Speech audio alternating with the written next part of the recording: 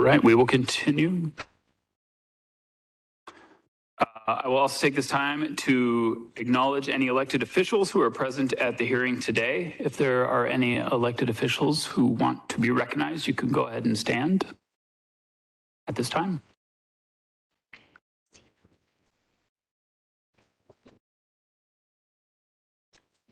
You could, and you can introduce yourself if you'd like. Yeah.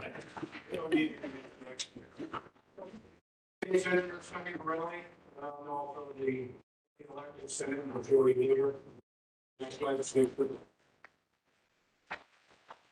Thank you. Anyone else? All right, thank you. Do we have any elected officials participating on the webinar?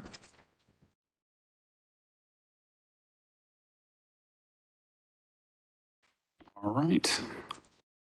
Moving on. This public hearing will be recorded and will be the official record for the proceedings. The recording and WebEx transcript will be made available to ADWR's director and will be posted online as soon as they are available.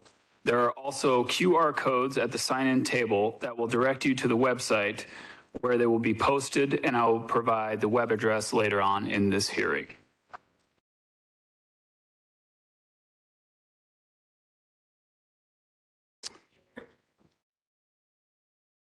Are we on the agenda slide?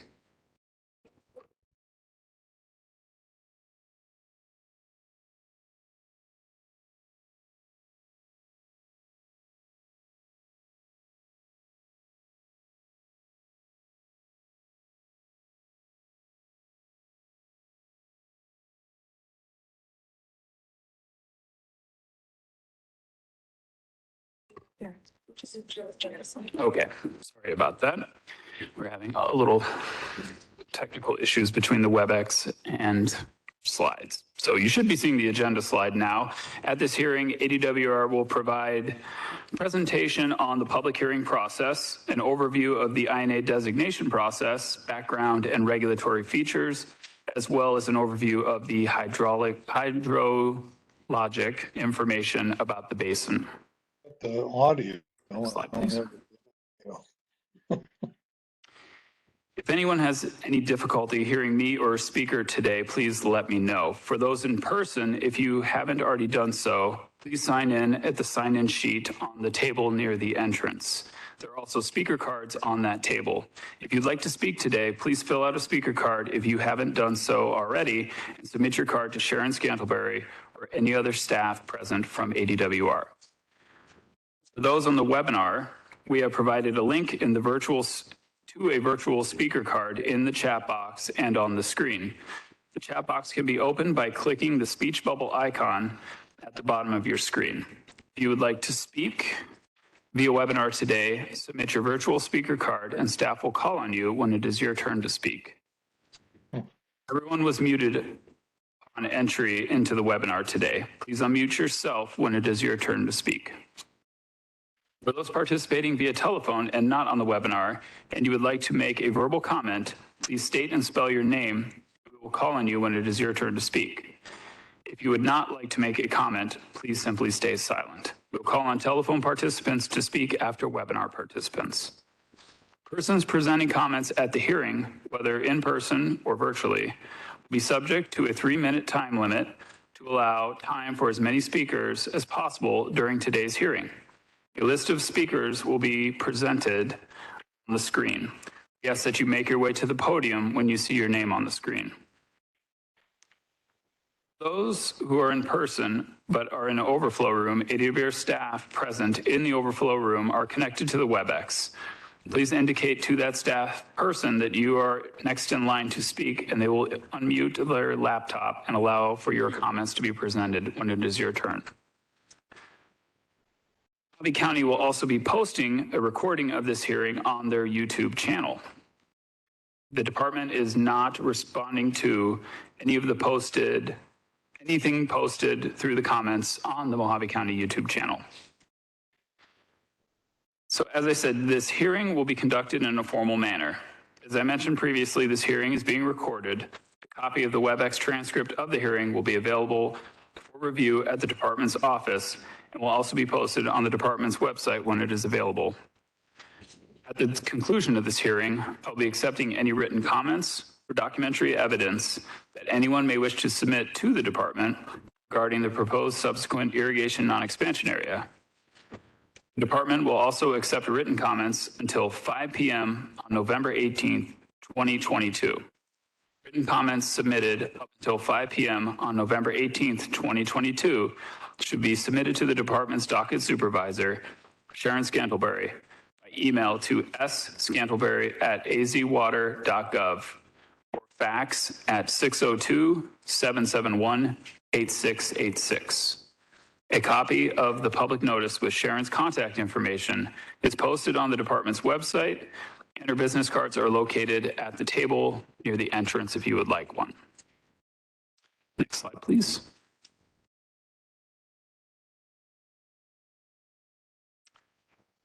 On June 23rd, 2022, the Mojave County Board of Supervisors requested that the ADWR director take whatever actions available and necessary to designate the Hualapai Valley Groundwater Basin as a subsequent INA. The Board of Supervisors cited to updated USGS modeling and ongoing and extreme drought conditions as part of the basis for this request. By letter dated June 24th, 2022, the director indicated that ADWR would review updated modeling and other relevant information, including current and projected drought conditions, and receive public comments on whether to initiate designation procedures. Next slide, please.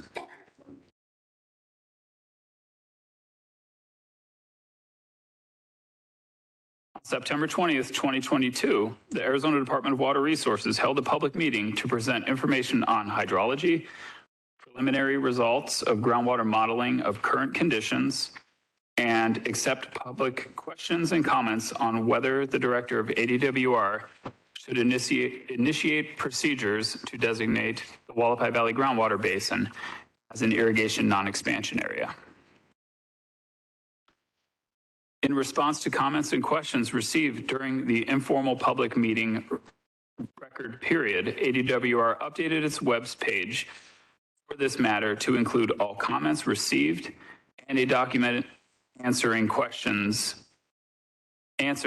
addressing answers to specific questions. Those comments, questions, and answers can be found here at the web address shown on the slide and by scanning the QR codes that I mentioned previously. Next slide, please.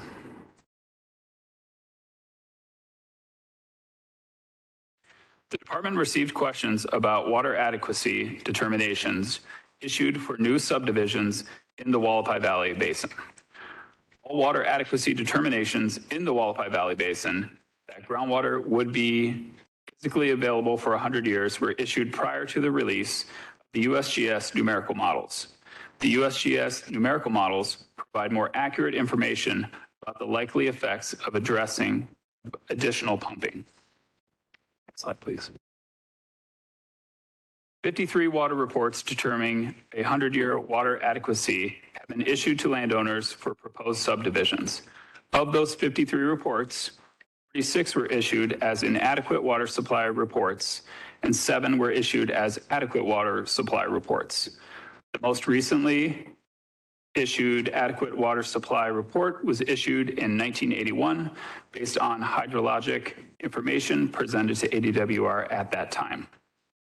An analysis of adequate water supply was issued in 2006 from Meridian Ranch based on the hydrology study completed in 2006 prior to the release of the USGS numerical models.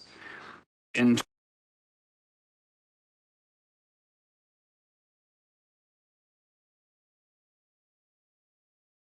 consider hydrologic information in determining whether to grant the first and second 5-year extensions of an analysis.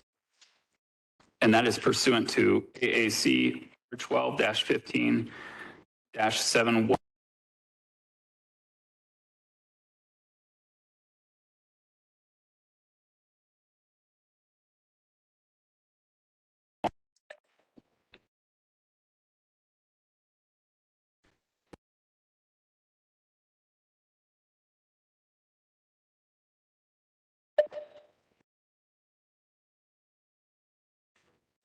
I'll continue. 2 designations of adequate water supply were issued to the City of Kingman and Surbat Water Company for demands within their service areas. Those designations were issued in 1973 and 1998, respectively, based on hydrologic information available at that time. Slide, please.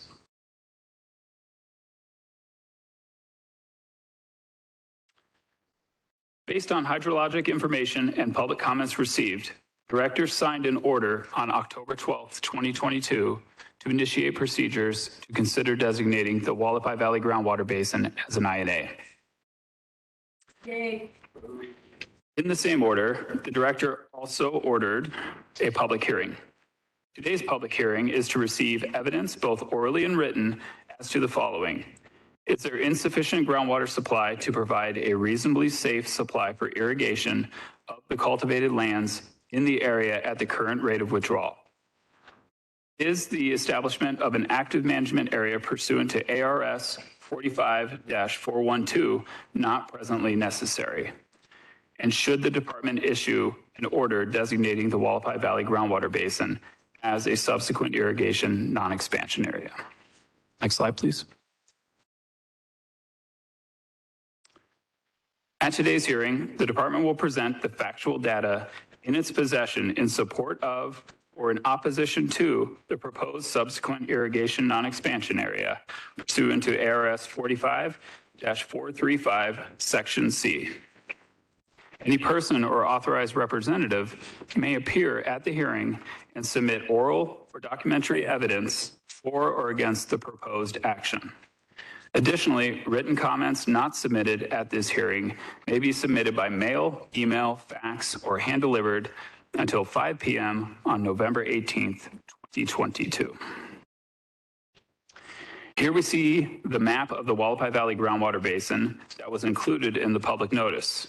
This map defines the boundaries of the groundwater basin that is subject to the proposed INA. Next, I will turn the hearing over to Natalie Mast, who will present an overview of the INA designation process, background, and regulatory features. Natalie? Thanks, John. Good afternoon, everyone. My name is Natalie Mast, and I am the Active Management Areas Director at ADWR. I'll provide a presentation that explains the INA designation process and an overview of what an INA is and what is required in an INA, and some procedures related to the establishment of a subsequent INA. Next slide, please.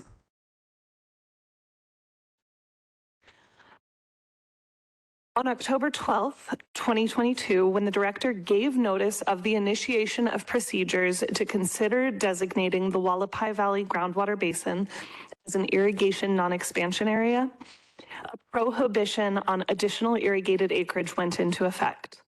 Only lands that were irrigated at any time during the 5 years prior to the October 12th notice may be irrigated. If the director designates the area as an INA, this prohibition will become permanent. And if the director chooses not to designate an INA in the area, the prohibition would be lifted upon the director's findings for this matter. This public hearing is a part of the formal statutory process for the director to designate a subsequent INA, which began with the October 12th notice. As already mentioned, anyone can submit comment or evidence at this hearing, and the hearing record will remain open until 5 p.m. on November 18. Pursuant to statute, the director is required to issue written findings within 30 days of the hearing and is required to give full consideration to public comment and to recommendations made by political subdivisions. If the director finds that an INA should be created, he must issue an order designating the INA. The director's findings and order must be published once per week for 2 consecutive weeks in a newspaper of general circulation in the county, in this case, the Kingman Daily Miner. And the order is effective when published for the second time. The findings and order are subject to requests for rehearing or review and actions for judicial review subject to specific statutory deadlines, excuse me. If an INA is established, a map of the area will be filed with the Mojave County Recorder. And you can see a map on the screen here and also by scanning the QR codes that are around the building.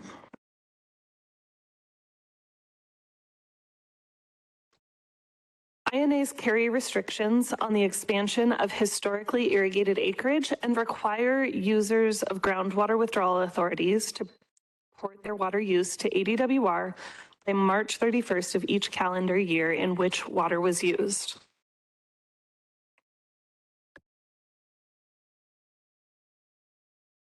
The 1980 Groundwater Management Act created two irrigation non-expansion areas, the Joseph City INA in Navajo County and the Douglas INA in Cochise County. A ballot proposition as to whether to designate the Douglas Groundwater Basin as a subsequent active management area was on the November 8th ballot for residents of the basin. As of today, those results have not yet been certified. In 1982, the director designated the Hualapai INA as a subsequent INA as well. The INAs you can see on this map where they're located. Again, Joseph City in Navajo County in the kind of northeast part of the state, Hualapai in central Arizona, and the Douglas INA, which if that ballot measure passes, would be replaced by an AMA in southeastern Arizona.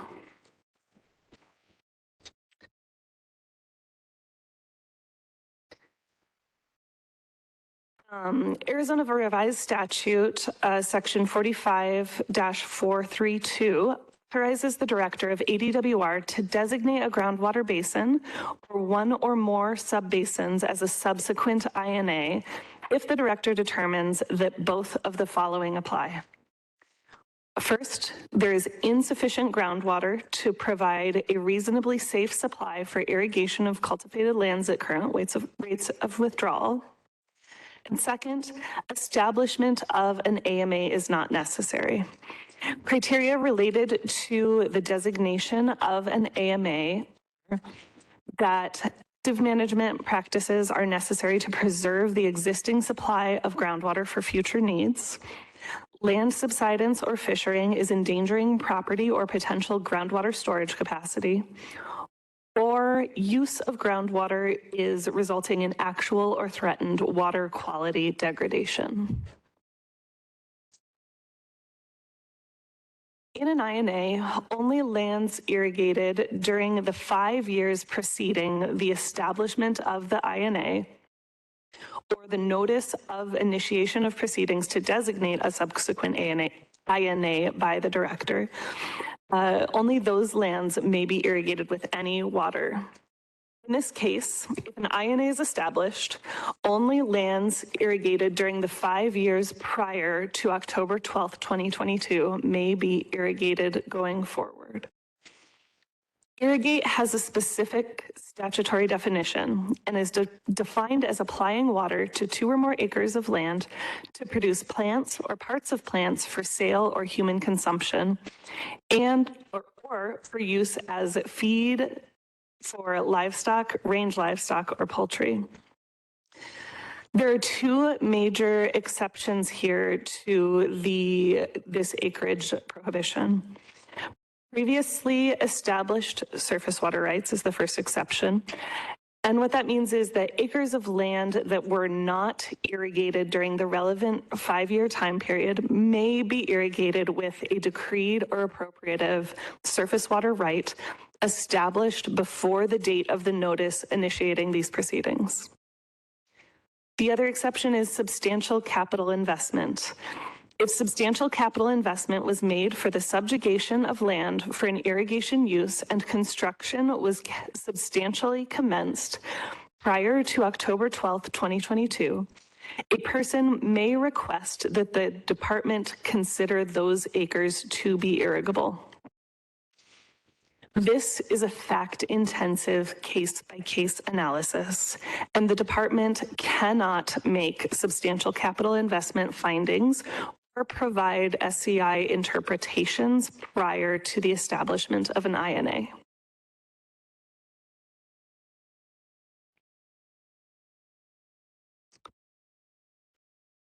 In order to establish an irrigation authority in a subsequent INA, individuals will be required to submit documentation. The form you see on the screen now is an example of the type of form that would be used in a subsequent INA. This particular form is an example from the Harquahala INA. ADWR would take the information submitted and verify that information and issue an irrigation authority number, or a 60 number. This irrigation authority number would be used for reporting purposes, allowing us to track that water use data over time.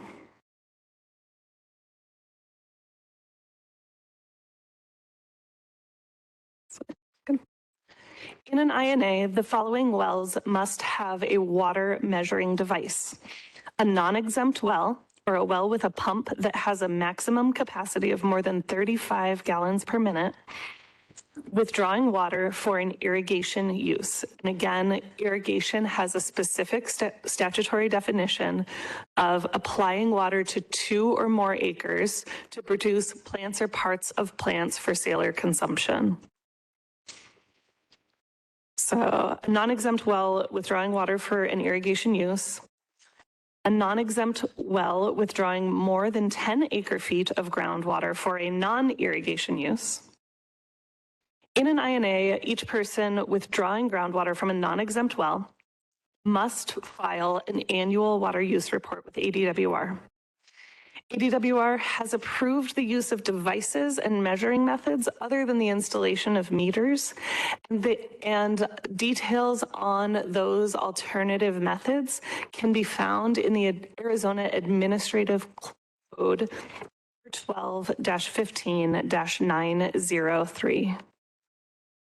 These requirements do not apply to exempt wells or wells that have a maximum pump capacity of 35 gallons per minute or less and are used for a non-irrigation use.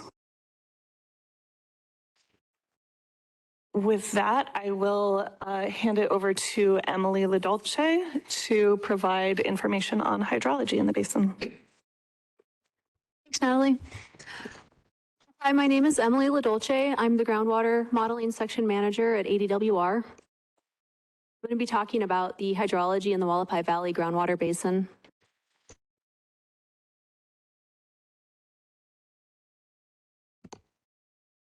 All right. Here is my agenda for today. For those of you who are at the September 20th meeting, it's going to look pretty familiar, but we have added some slides in response to the comments and questions that we received at that meeting. So hopefully there will be some new information to be interesting for people. And I've got about 20 or 30 minutes worth of content here. So just bear with me. Thank you. I'm going to start with a regional overview of the basin. I'm going to move into a schematic of the aquifer system. And then I'm going to talk a little bit about the monitoring well trends that we've been able to observe. After that, I'm going to talk about the results of ADWR's groundwater modeling of current conditions using the 2021 USGS groundwater model. And then I'll wrap it up with the additional information on land subsidence and water quality that you saw last time. Oh, sorry. That's one thing before we move on from the previous slide. Sorry, Sharon. Just wanted to give a quick definition of what a groundwater basin is. So the map that I had up there next to the agenda was showing Mojave County in green, and then we saw the black outlines of the groundwater basins. And these are physically, they're defined areas. They have a bottom and a sides, and they contain groundwater within saturated alluvial sediments. These are sands, gravels, silts, anything that eroded off the mountains and were deposited millions of years ago. And it fills up the basin, and then you have the groundwater within those sediments. The other thing is that the boundaries of all groundwater basins in the state are written into Arizona statute. So besides having a physical significance, there's also a statutory significance. Okay, and now what we're looking at, or what we have been looking at, is an aerial photo of the Hualapai Valley Basin. It's outlined in blue. The southern part is towards the bottom of your screen, and then as you move north, that's where you can see the Colorado River and Lake Mead. The sides of this basin are the mountains. So you've got the Hualapai Mountains in the south, the Serpent Mountains in the west, Music Mountains in the east. And then, like I mentioned, Lake Mead and the Colorado River form the northern boundary of this basin. Elevation ranges from over 8,000 feet above mean sea level in the Hualapai Mountains in the south, all the way down to about 1,000 feet above mean sea level by Lake Mead in the north. You have washes that flow in response to storm events, but there's no perennial surface water in the area. And what this means is that groundwater is your only constant source of water. The climate is arid to semi-arid, so you can see anywhere from 5 to 10 inches of precipitation down in the valley as rain, and then up in the mountains you can get up to 17 inches a year, and that comes down as rain and snow. All right, now I'm going to talk about the Hualapai Valley Aquifer. So the map you're seeing shows the same area. Got the basin outlined in blue. It's not showing up very well, but hopefully you can kind of see it. The mountains are brown, and then the gray represents those sediments. So that's where the aquifers are going to be. Now, on the previous slide, I mentioned that these basins are like bathtubs that are filled up with sediment. And so the contours that you're seeing on this map they're showing depth to bedrock, and that tells you how deep those sediments are. There's a difference between sediment thickness and aquifer thickness, which we'll see in a minute. And to illustrate this, I've got a cross section that goes from A to A prime across the Hualapai Valley. And we pulled this out of the groundwater model, so you can also get a little sneak peek at how that's discretized. What you can see is that the edges of the basin are quite thin, I mean, on the order of just 100 feet or so. And then as you move to the center of the basin, it gets really deep, over 10,000 feet deep at the deepest, which is found near the Red Lake Playa area. Now, the blue in the cross section represents those saturated sediments, in other words, the groundwater. So you can see that we've got about 3 pieces of information on this cross section. Total thickness of the sediments, which is your top to bottom thickness. You've got the saturated thickness of the aquifer, which is the blue area. And then you've got depth to water, and that's from the top of the land to the top of the blue. And that tells you how far below land surface you'll have to go before you find water. Natural recharge is coming into this area from washes like Truxton Wash or the Hualapai Valley Wash. And it's also coming in as precipitation that falls in the mountain region. Anything that doesn't evaporate or get used by plants is eventually going to flow through the ground and end up in the aquifer. Depth to water ranges from about 300 to 700 feet below land surface, depending on where you are. And then finally, the groundwater is flowing from the south to the north. Groundwater does move underground. It's pretty slow, but it will typically move from areas of higher elevation to lower elevation. So in the Hualapai Valley, that's moving from the mountains to the center of the valley and from the higher elevation south to the lower elevation north.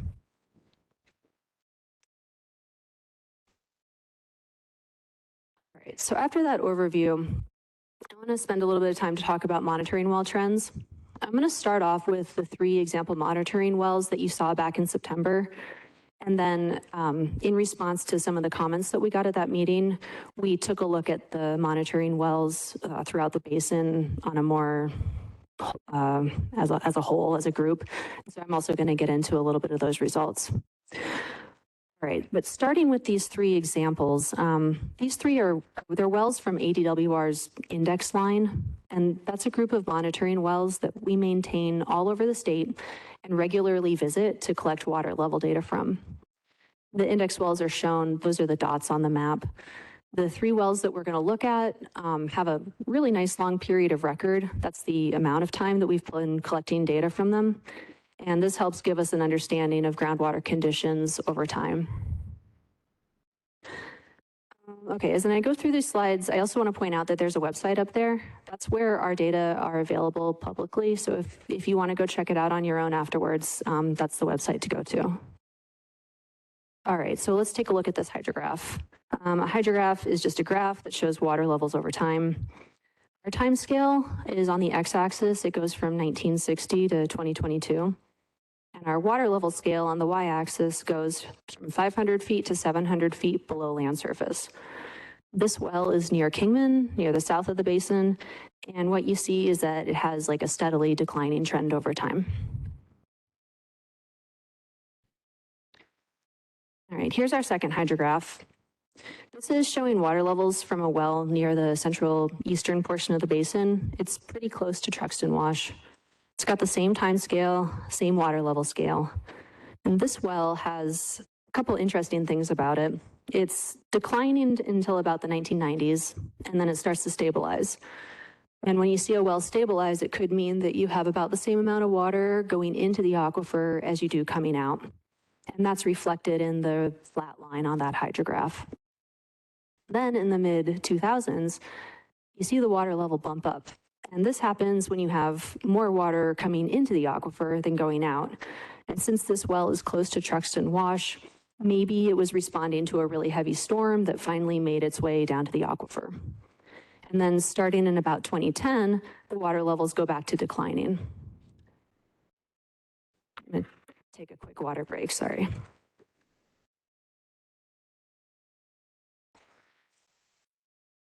Okay, in a couple of slides, I'm going to talk about regional water level trends. And before I go there, I want to take a second while we're here to talk about how hydrologists think about trends over time. The time period can make a big difference. This well is great because it's got regular measurements going back to the 60s. But what if we only had the first and the last measurement? Click, please.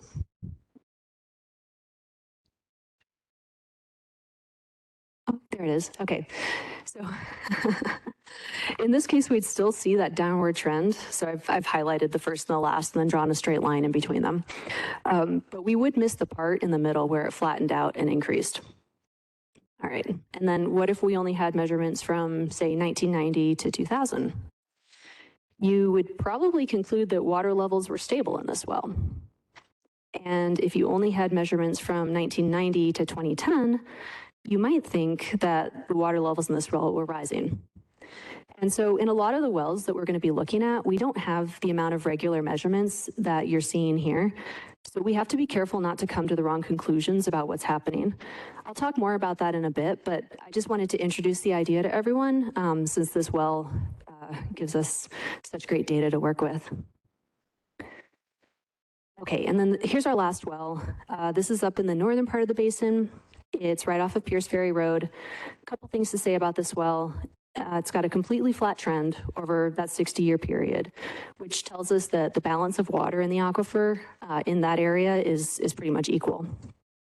And the other thing to note is the depth to water. It's at like 660 feet below land surface, where if you notice from the previous ones, those were closer to 520 feet below land surface. So I mentioned on the other slide that the groundwater is flowing from the south to the north, and that tells us that like the absolute elevation of the groundwater in the north is going to be lower than what you have in the south, just so that it can gravity flow down. But if your land surface is roughly the same, it means you have to go deeper to hit water.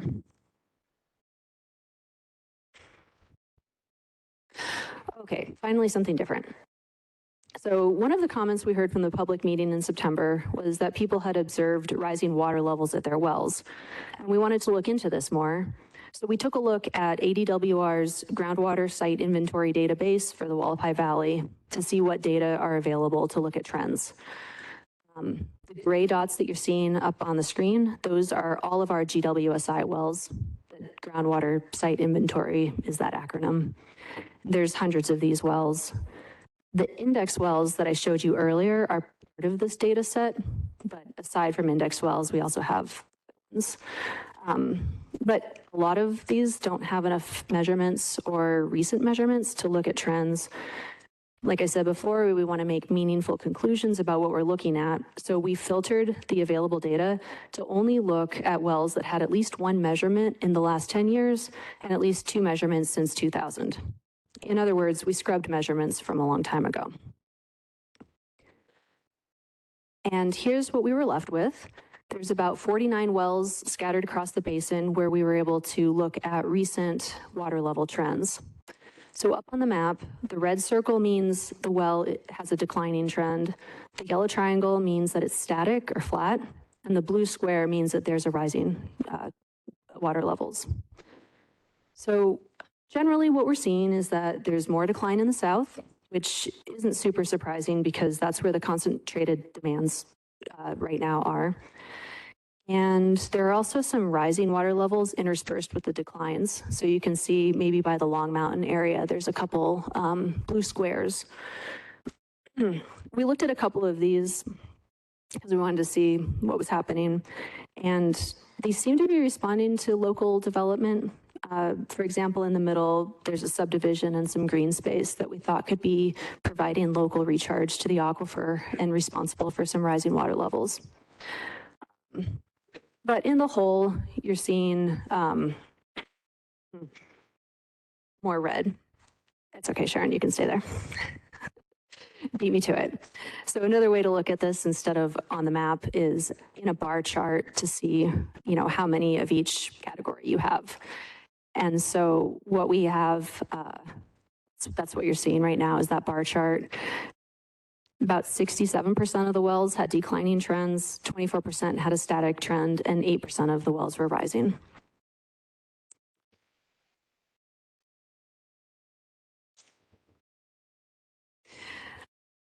Okay, so that brings me to the groundwater modeling.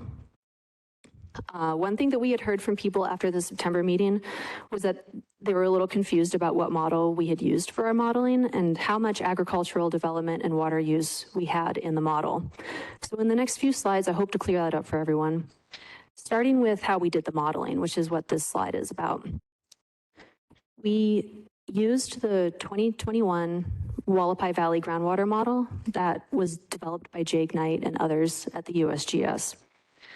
Mojave County provided a couple years of updated municipal pumping data from Kingman, so we incorporated those values. And then we used the field verification survey information from Amy Reed and others at the USGS to revise the agricultural demand. And we were just looking at the latest year that was available, which ended up being 2021. In a couple slides, I'll have a visual to show you where that ag demand is modeled and how much of it is modeled. But when we get there, we'll get there. Sorry, I lost my train of thought. Here we go. Last thing on this slide is I want to say that there was no future growth in any sector. So that was really important for our modeling. We took 2021 and we just ran it out into the future. And that's, per statute, which is up on the screen.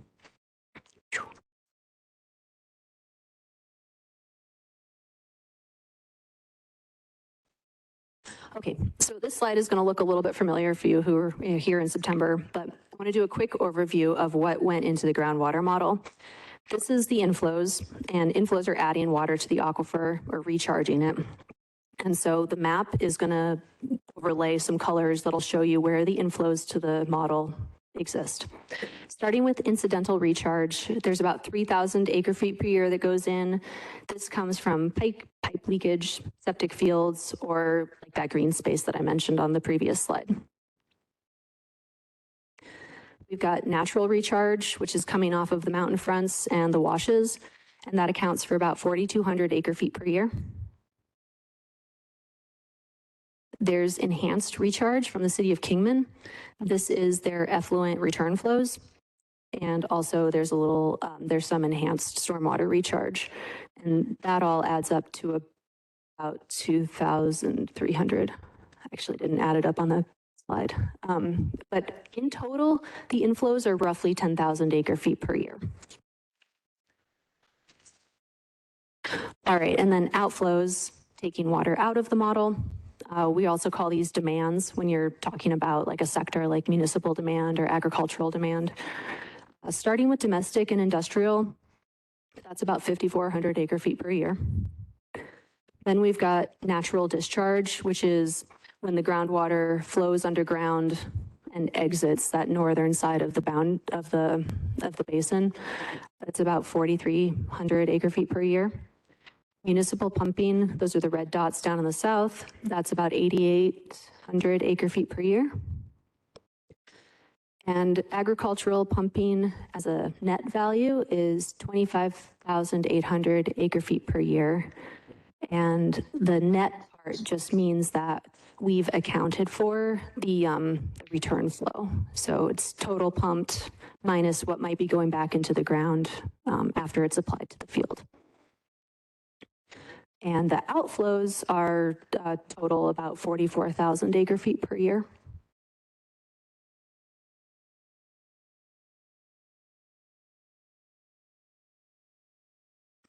Okay, so here's the slide where I'm going to talk about where the modeled agricultural withdrawals are. So that's what you're seeing on the map. So again, we're using the field verification data from the USGS. They do a really great job estimating groundwater demands all over the state. In most places in Arizona, people aren't required to report the amount of groundwater that they use, but it's still important for hydrologists to have an estimate of what's coming out so that we can, support planning and stuff. Because we don't have reported values, the USGS has stepped up with some funding from ADWR to provide these estimates. They use aerial photography to find irrigated fields, and then they actually drive out to the field to see what's being grown and what the irrigation methods are. Then they use that data to calculate how much water the plants would need to survive. And so that's what you're seeing on the screen here. It's the location of the mapped fields plus the calculated plant water requirements. And again, it's the net value, so we are accounting for efficiency. And the color coding up there goes from orange is the least demand to dark green is the highest. And I'm just going to step through 3 areas here with exact values. So starting at the top, the northern section is 1,300 irrigated acres. It's using drip and bubbler micro irrigation. It's got an assumed 90% irrigation efficiency, and the crop is orchards. And this section of ag demand is 3,200 acre feet per year. And then I've put in parentheses that same number in gallons per minute in case that's more familiar for people. All right, in the middle of the basin, we've got 6,600 irrigated acres, and that uses a mix of overhead sprinklers and drip micro irrigation. These methods have an 80 to 90% efficiency. The crops are a mix of orchards, grass, and veggies, and the groundwater demand is 8,900 acre feet per year. And then in the southern section, this has 5,900 irrigated acres, all with drip micro irrigation and an assumed 90% irrigation efficiency. The crops are a mix of orchards, vines, and veggies, and this area uses an estimated 13,700 acre feet per year.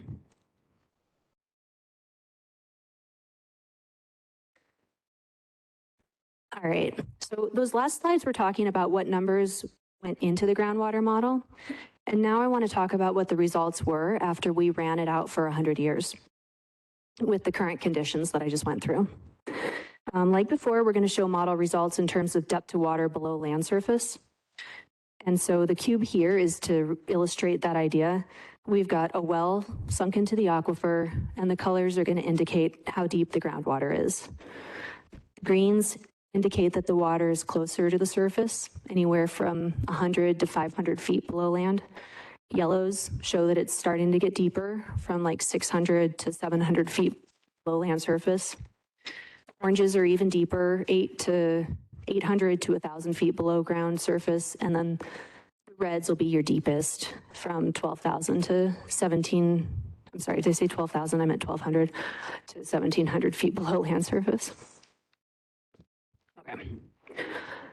So these are the same modeling results that you saw back in September. We had called it preliminary back then. We went and looked at what we did. We're good with it. I just recolored everything. Got some feedback that the oranges and purples were kind of hard to look at. So here we go, green to red. We're going to look at the results from 3 years. Starting year was 2021, 50 years from now, and then 100 years from now. So this is the model depth to water throughout the Hualapai Valley Basin at present. A couple things to point out. In general, your greatest depth to water is in the south of the basin near Kingman, and the shallowest depth to water is in the middle, near the Red Lake Playa. Around the edges of the model, you're going to see greens right next to dark reds. And I just would say I wouldn't pay too much attention to that because it's an artifact of the surface elevation, kind of like I mentioned on a previous slide. And that's just translating to a lot of variation in our model depth as you move into those mountains and foothills area. So in this slide, we really want to focus on places where things are changing over time.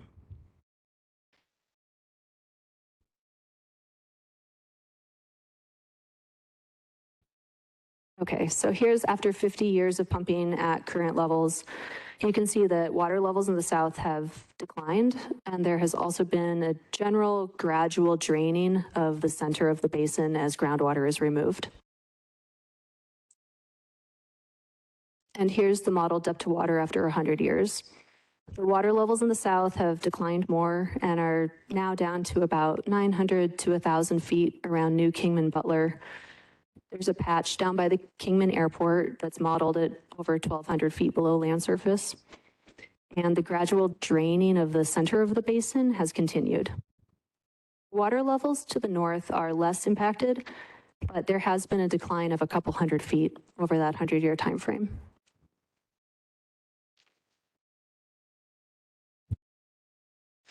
Okay, so now that we've looked at depths to water, we wanted to ask the question, how does this compare to existing well depths?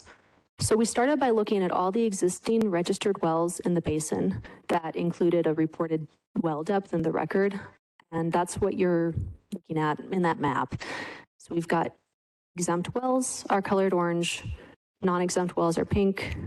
Any non-exempt well that listed irrigation as a water use, we colored green. And the other ones are colored yellow. Others would be like an environmental monitoring well or something. There's not a whole lot of those. Okay. Sorry, Natalie defined what a non-exempt well was. I was about to do it here, but I don't need to repeat her. So we overlaid the 100-year model depth to water with the registered wells. So that's what this is showing. And then we intersected the reported well depth with the modeled depth to water. We looked at this in a couple different ways, starting with, how many wells go completely dry. And then we thought about it and it's like, well, the question that we really want to know is, are the wells usable? And if you have a well, you have to have some water in it to pump. If it's down at the bottom of the well, it's already kind of, not usable to you. So we wanted to assume that there was a little bit of a water column so that the well would be either pumpable or not pumpable. Let's see here. Okay, sorry. The amount of water that you're gonna need, that water column, it's gonna vary depending on how much water you're trying to pump and how deep you have to pump it. So we looked at it with both like a 50 feet of water in your well and 100 feet of water in your well. And I'm gonna be showing results from that 100-foot water column assumption. Because the other thing is you're not gonna put your pump down at the very bottom of the well. It'll be a little bit, anyway. We found that after 100 years, about 1 in 20 existing wells would not be pumpable at the projected modeled depth to water. And it was pretty similar for the 50-foot, just so you know. And the red dots on the screen are showing the locations of those wells. So again, those are existing wells that we are, estimating would not be pumpable given the projected depths to water after 100 years.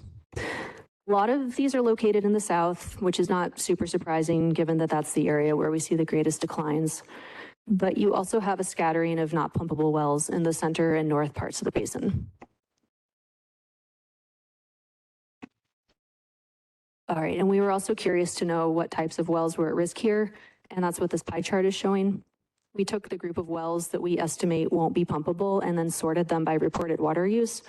And what you see is that about 64% of the not pumpable wells are currently used for domestic and stock. About 21% of them are currently used for agriculture. 8% of them are used for municipal, and then the last 7% is for commercial or other uses.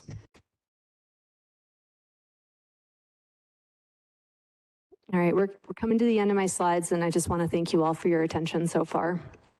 I know it's been a lot of information to take in. The last 2 points are about the Hualapai Valley Basin involving land subsidence and water quality. So starting with land subsidence, this is what happens when groundwater is pumped out of the aquifer, and the aquifer literally collapses on itself because the water isn't there anymore to hold it up.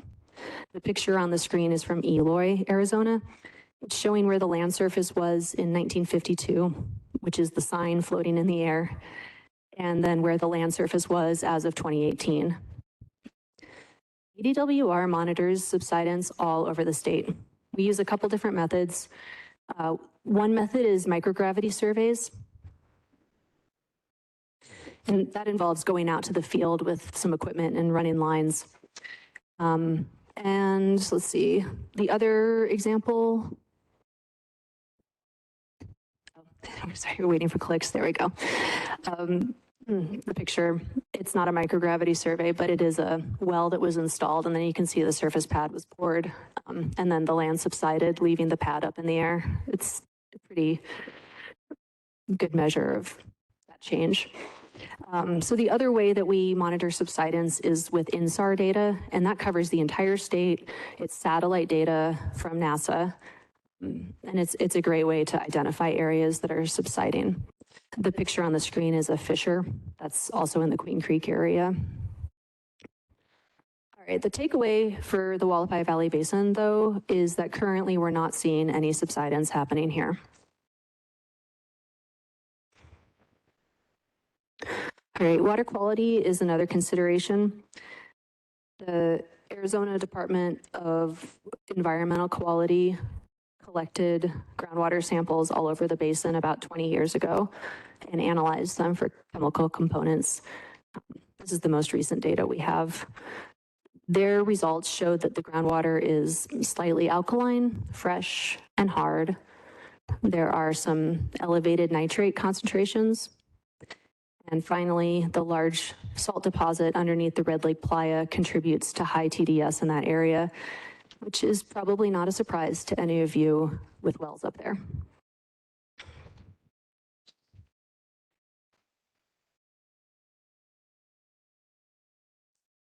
All right. So that is it for my slides. To summarize everything that I just talked about, at the current rates of withdrawal, depth to groundwater is projected to increase. The largest declines are seen in the south of the basin, near Kingman and Valley Vista, and we also see the depth to water exceeding 1,200 feet near the Kingman Airport. After 100 years of pumping at current levels, we estimate that about 1 in 20 existing wells will no longer be pumpable. And for the basin as a whole, outflows are currently exceeding inflows by a factor of 4.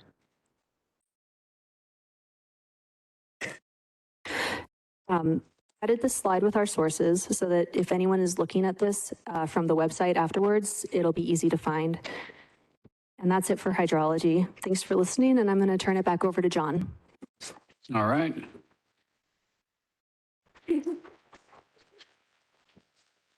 Yes, thank you, Emily. So we will now move into the public comment portion of the hearing. We recognize that there may be strong opinions on the potential designation of an INA. We ask for your cooperation with our efforts to conduct this hearing in an orderly fashion.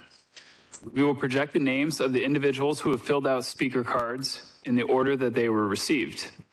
When the time comes near for your name to be called, please make your way to the podium or indicate to the ADWR staff member in the overflow room. We'd like to ensure that only 3 to 4 people stand in line so that we can keep the aisles relatively clear. Therefore, please wait to come down until you see that there are only 2 to 3 people ahead of you to speak. Members of the public were entering the auditorium. We tried to ask that those with limited mobility seat themselves near the front of the auditorium so that we can more easily bring them the microphone. If you have difficulty moving towards the front of the room, please raise your hand when your name is called, and a member of the department staff will bring you a microphone. For those attending virtually, we will unmute you when it is your turn to speak. We ask for your cooperation in respecting the time limitations. We'll enforce this limitation and will move to the next speaker once the time limitation has expired. We ask that others refrain from talking while the speaker is speaking and the speaker direct his or her comments or questions towards the panel here rather than to other members in the public. And I thought at our September meeting that with a few exceptions, the speakers did a good job of directing those comments to the panel here. And I'll look for that same respectful manner of comments today. If you have not already done so, please sign one of the sign-in sheets located at the table near the entrance of the auditorium. If you would like to provide oral comments or ask questions today, you will need to fill out a speaker card also located on the table near the entrance of the auditorium. We will also have speaker cards available for people in the overflow room. Please coordinate with the ADWR staff in the overflow room if you would like to submit comment. Once you have filled out a speaker card, please provide it to Sharon or any other ADWR staff member. For those attending virtually, a link to the virtual speaker card has been provided in the chat feature of the WebEx. If you wish to provide comments, please click the link, fill out the form, and submit it to be placed on the list of speakers. We will unmute you when it is your turn to speak. If you wish to provide comments virtually, you must do so utilizing the ADWR webinar link featured on the formal public hearing notice. The director will also consider written comments. Written comments may be submitted in person, by mail, email, or fax by 5 p.m. November 18th, 2022. Written comments should be sent to Sharon Scantlebury, Arizona Department of Water Resources.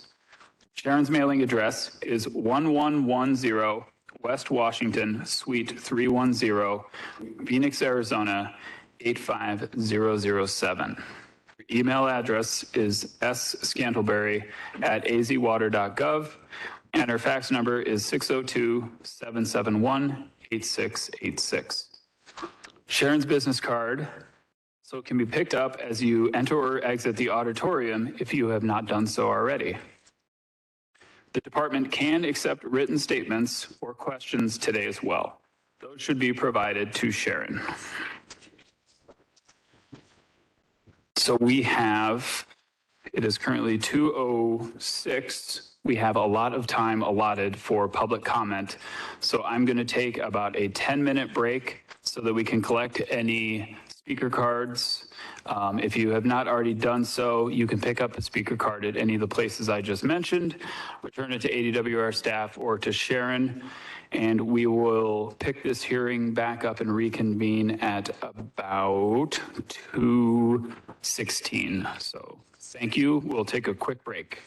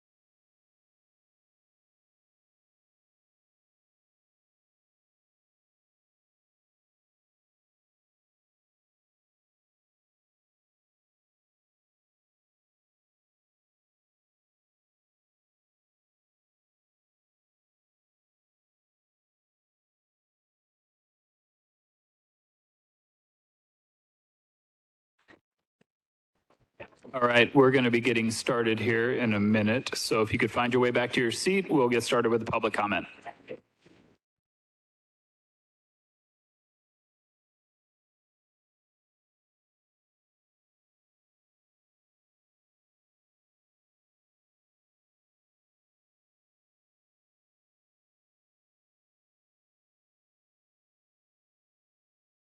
All right, well, I'm going to get us started here. I believe we have quite a few comments, which is great, and I look forward to hearing them.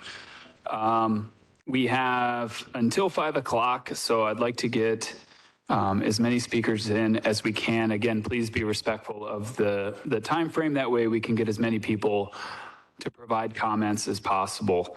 I'm also just going to probably reassess at the top of the hour or every hour about any breaks. We'll probably just do a quick break just so we're not sitting here until 5 o'clock. But so as I mentioned too, we're going to be accepting comments and questions today. We will not be answering questions during the hearing today.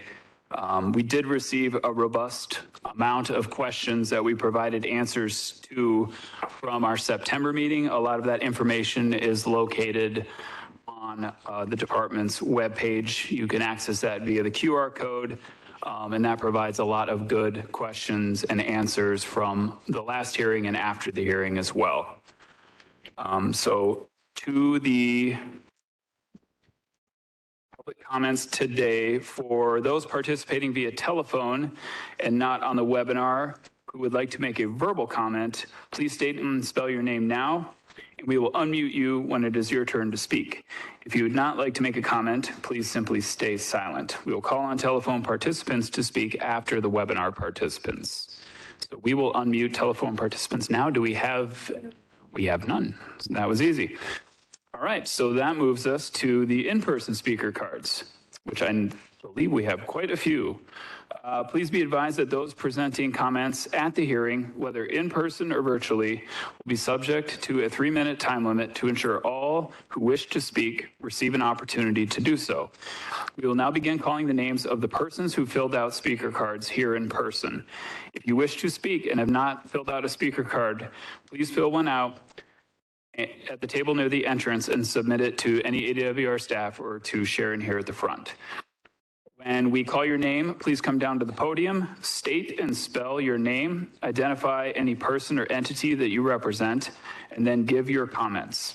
After you have completed your comment, please exit back to your seat so that we can rotate through the additional speakers. So our first speaker. We have a list of the speaker cards that we've received up on the screens. I'll also call 3 names at a time so you have a heads up that your name is coming up on the list. So please do be prepared to make your way to the podium. I'm using that, zoom in on that. We'll work on making that a little bit bigger for you all. There we go. All right, so the first name that I have on the list is Alan Barbarich, then it will be Steve Schmidt, then Wayne Hollins.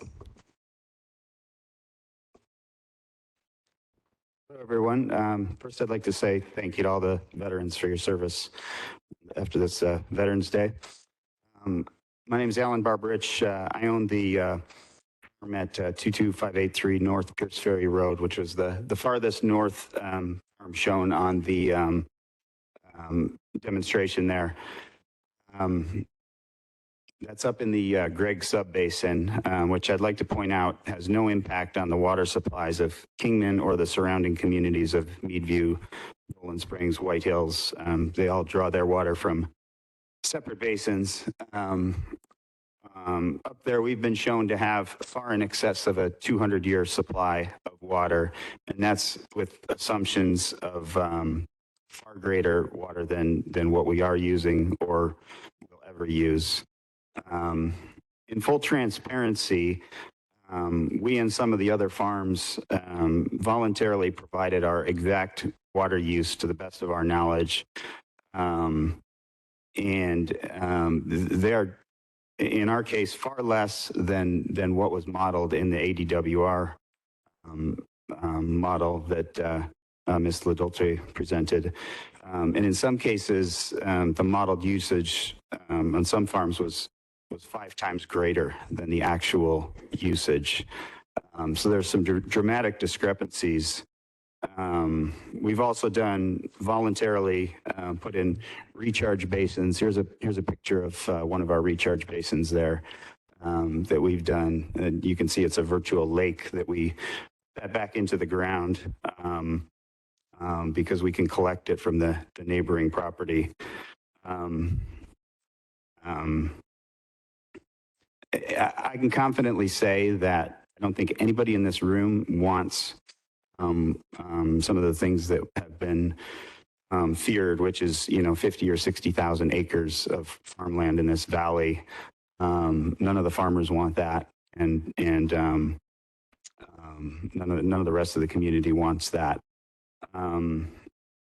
In closing, I'd like to suggest 3 things. First, that the INA be turned down, at least for now. Second, I think the geology and hydrology should be studied further, particularly with respect to the different subbasins. The subbasins were delineated in 1984, and I think there's been a lot more study done since that point, showing that they are distinct and could be treated separately under the ADWR statutes if they're delineated. And finally, I think that the farming interests and as well as ADWR and elected officials should sit down at a table and try and work out some solutions to that. So thank you for your time. Thank you. Next speaker is Steve Schmidt. After that is Wayne Hollins and Tony Reed.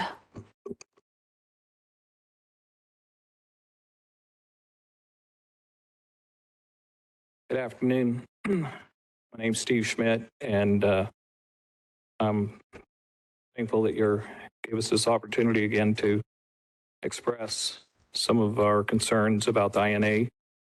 And I'm the farmer for the Palombar Bridge that on the end of the valley there. And he mentioned that we went out and we did a voluntary study of how much water. We have water meters on all of our wells. And we took our water meters, we took our fuel consumption, we took everything and applied it so that everything came out correctly on our water usage. It made sure there wasn't something misreading or anything. And I think there's been a paper report probably filed that shows actual water use, which is a lot less than what the model is. And people might ask why that. Part of it is we have a monsoon here, which with our watering takes us this year we had about 4 to 6 weeks we didn't hardly irrigate at all, very, very little. And our crops grow a little bit quicker here because of their UV rays, and so that shortens our growing season, our watering days. Plus a lot of data is formulated out of the San Joaquin Valley on trees and their growing period and our growing period, types of soil, different things fluctuate from that. And also a lot of that is done with the older, you might say, root growth and root stock. Today we have a more modern tree that is more temperate in its water. We can get better crops with less water. And so I think that if we could everybody could just re-examine the actual use that we're using, I think it would surprise people. I know modeling is only as good as the information, but as Alan said, we're open to give you all the information that we have. You can come look at our water meters. You can come look at how we water. The public wants to come see it, we can show you. There's nothing hidden there. And I'm there as a family. We have all my children on that farm. I have 9 grandchildren, and we're hoping this is our place where we're going to make home. And so I'm not in favor of INA like at this time, like Ellen said. Maybe there's some discussion that needs to be done and talked about, and a proper way to proceed that would maybe down the road limit things, but leaves things open for now and see if everybody could be moderate in our assumptions and our growth. Thank you. Next, we have Wayne Hollins, then Tony Reed, then Jean Bishop. Wayne Hollins, Hollins. I'm speaking against the INA at this time. Seems to be we're making problems when we don't really have the problems. The Hualapai Aquifer covers 1,820 square miles. If we get just 1 inch of rain, that's 97,000 acre feet.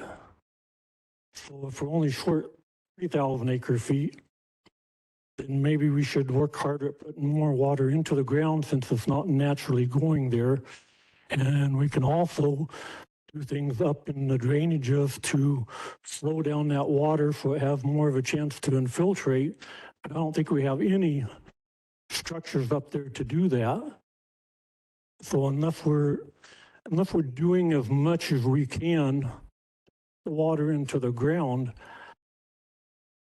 keeping people from taking it out of the ground, it doesn't mean anything. So why have a problem when the problem is we're not doing the maximum that we can do? And it's not only the city and the county, but it's also the residents that live here and in that area to do what they can to put the water in the ground too. And there's things that the county's got a manual of telling them how to do that. All they need to do is get some instructions how to do it and maybe some incentive to do it, and they can help water into the ground. So I just don't see restricting taking the water out is really going to be sufficient. I also got to look at the soil health. If we have poor soil health, it could rain 100 inches a year and you'd still be in the same situation. The water's got to be able to get into the ground, and you got to have good soil health.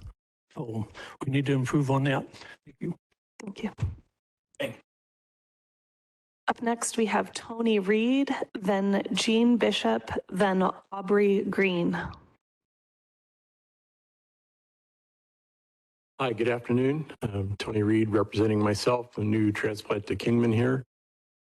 Certainly want to thank the ADWR for all the work you've done. I was very interested in the hydrology reports. Oh, sorry.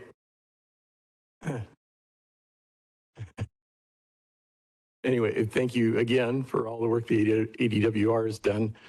I'd like to say that my wife and I are in favor of the INA, at least temporarily, to gain more information. To perhaps improve the modeling, as some of the other speakers have already talked about. I'm 41 years retired now from aerospace, and information is always a better idea. So I'd certainly like to see that and encourage the commission to also put together workshops on some of the other topics that the other speakers have also talked about in terms of enhanced recharge and whatnot. It's certainly fascinating to me. So anyway, thank you very much, and do encourage the INA for right now. Thank you. Next up is Jean Bishop, then Aubrey Green, then Chris Stevens.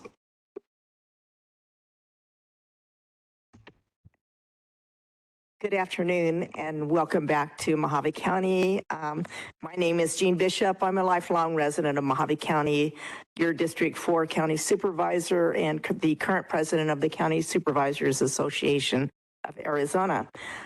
Happy Veterans Day to all the veterans out there, and God bless our farmers and our ranchers. And I think communications is very important to this discussion. So I spoke during the public meeting held September the 20th in this very same auditorium. And I remain deeply concerned over this issue and supportive, as a portion of the Hualapai Valley Basin is in my district, and I want to ensure that the community has access to clean, plentiful, and affordable water. I'm here again today to strongly encourage ADWR to use its authority to designate the Hualapai Basin as an INA. With decades of non-groundwater management, prolonged drought, and heightened fire dangers, ADWR needs to do the right thing and designate this basin. This will give our community confidence that they will continue to have access to water to support future generations. For agriculture and wells, Mojave County really has no say in the land use approval process. There's no reporting guidelines on how much water these wells pump, how deep the wells can be, or how many wells these parcels can have. This leaves Mojave County at a severe disadvantage when it comes to planning for growth and economic prosperity. The decisions regarding wells and agriculture are left up to you. We know our county. Our general plan lays out how we see our county growing and prospering. Our plan does not anticipate large-scale farming or irrigation. However, by not having this basin designated as an INA, the county and its taxpayers will be the ones left holding the bag when the basin reaches critical levels because of large-scale agriculture. What happens when the basin reaches critical levels? Unfortunately, the county taxpayers will bear the burden of higher water costs and potential tax increases to pay for deeper wells, or they'll be faced with having no water. Right now, the cost associated with drilling a new well is very costly, but can you imagine just what the cost would look like in the future? This can all be avoided. We have a chance of preventing this by having ADWR designate the Hualapai Basin as an INA, giving us the necessary management tools needed to ensure Mojave County has water for years to come, and that our region will continue to grow in the way that we have planned. I strongly urge you to consider designating the Hualapai Basin as an INA. Thank you very much for your time. Thank you. Up next is Aubrey Green, then Chris Stevens, then Dennis Macklin. Good afternoon. I'm Aubrey Green, and I represent various landowners in Red Lake. And we're here to currently oppose the INA because we don't believe ADWR has fully analyzed all the studies available to it.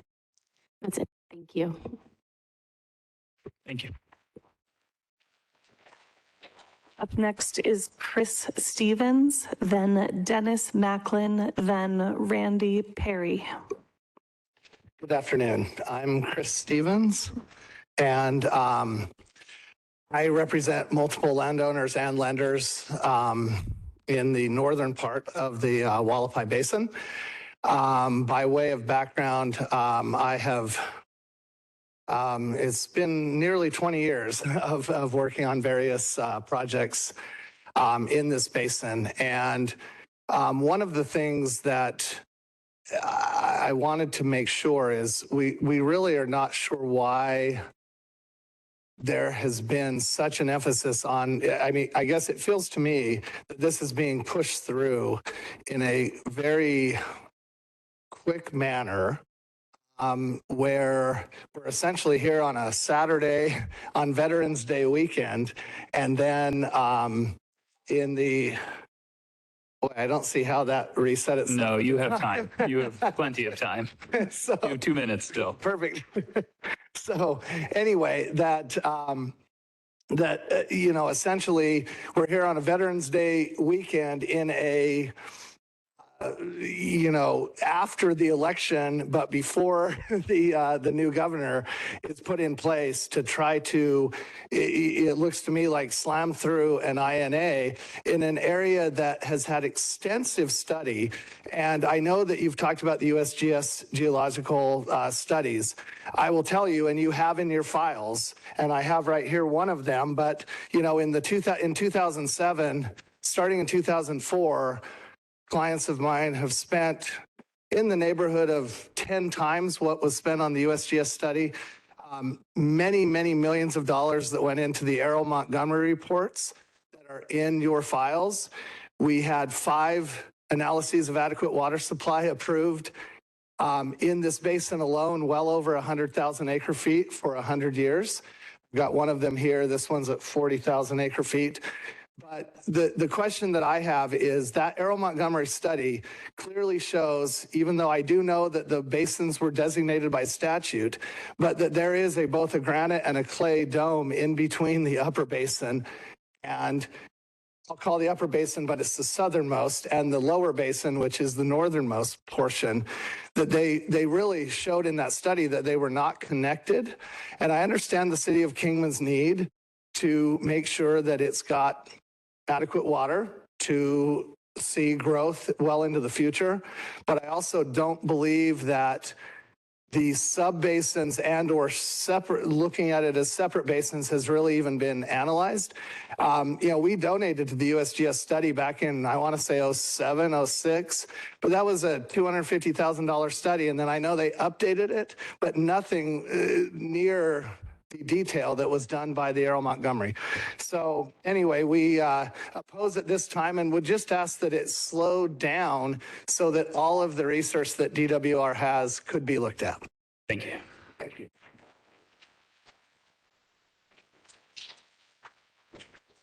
Up next is Dennis Macklin, then Randy Perry, then Tim Walsh. Hi, my name's Dennis Macklin. I don't really represent anyone except my 2 wells that I own. And if they're going down, then I want that protected. I think we probably do need the INA, or you need some kind of control. We need to watch what we are using. There's been a lot of numbers thrown around. Who do we believe? I don't know. I do know that figures don't lie, but liars can figure. So keep that in mind. I think we need to do something to protect our water. Thank you. Thank you. Up next is Randy Perry, then Tim Walsh, then Ryan Swap. My name is Randy Perry. I'm just a resident of Kingman. And I don't know if Mojave County or the Arizona Water Authority has had their head in the sand or what, but for 30 years we've been in a drought. That's all we hear is drought, conserve water. And yet you've got wells that are pulling as much water as they can out of the ground without any metering on it or charge or anything. I know if I use too much water, they charge me. So, you got to have, I don't know if you have to have an INA or whatever you have to have, but you have to have some restrictions. Otherwise, you got all these foreign corporations coming in there, and they're going to have nothing but these farms, and none of that food is for here or anything's for here.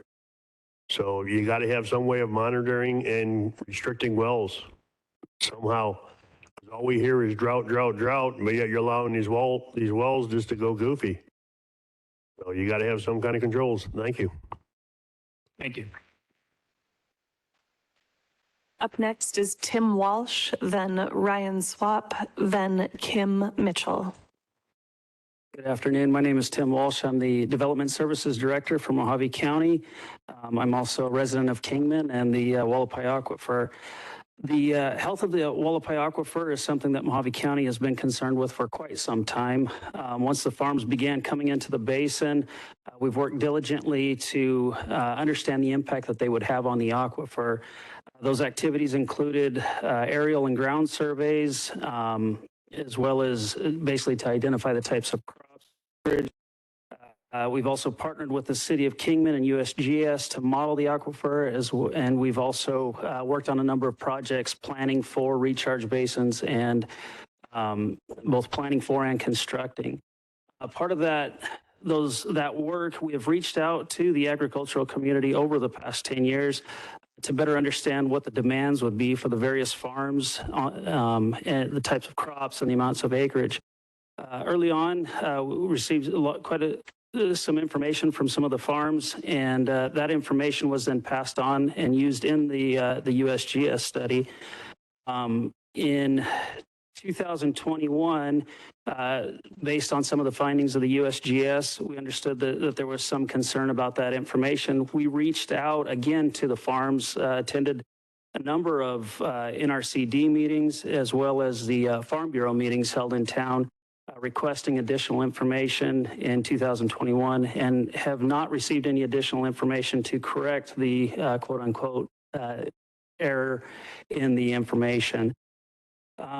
With that, we've worked with USGS, part of that project. USGS provided a portal for the county to be able to update the inputs based on current status.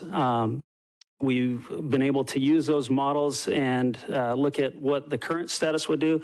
Also projected out that if the farms were to cultivate the remaining 80 to 90% of acres that are left right now uncultivated, what kind of impact that would have. I just point out that the ADWR's model is showing current conditions. The farms have only cultivated about 10% of the overall acreage that they own. So an INA would help freeze that and keep the current levels where they're at and not allow that additional 80 to 90 acres to, or 80 to 90,000 acres, I'm sorry, to be cultivated, which would dramatically increase the depletion in the aquifer. Lastly, I'll just touch on recharge. We have worked with the city of Kingman to install some recharge basins. The aquifer is somewhat different than other places in the country because of clay and caliche layers. Just a pond out there is not sufficient. Engineering is needed in order to get that water back down into the aquifer. So thank you very much for your time and appreciate your work on this. Thank you.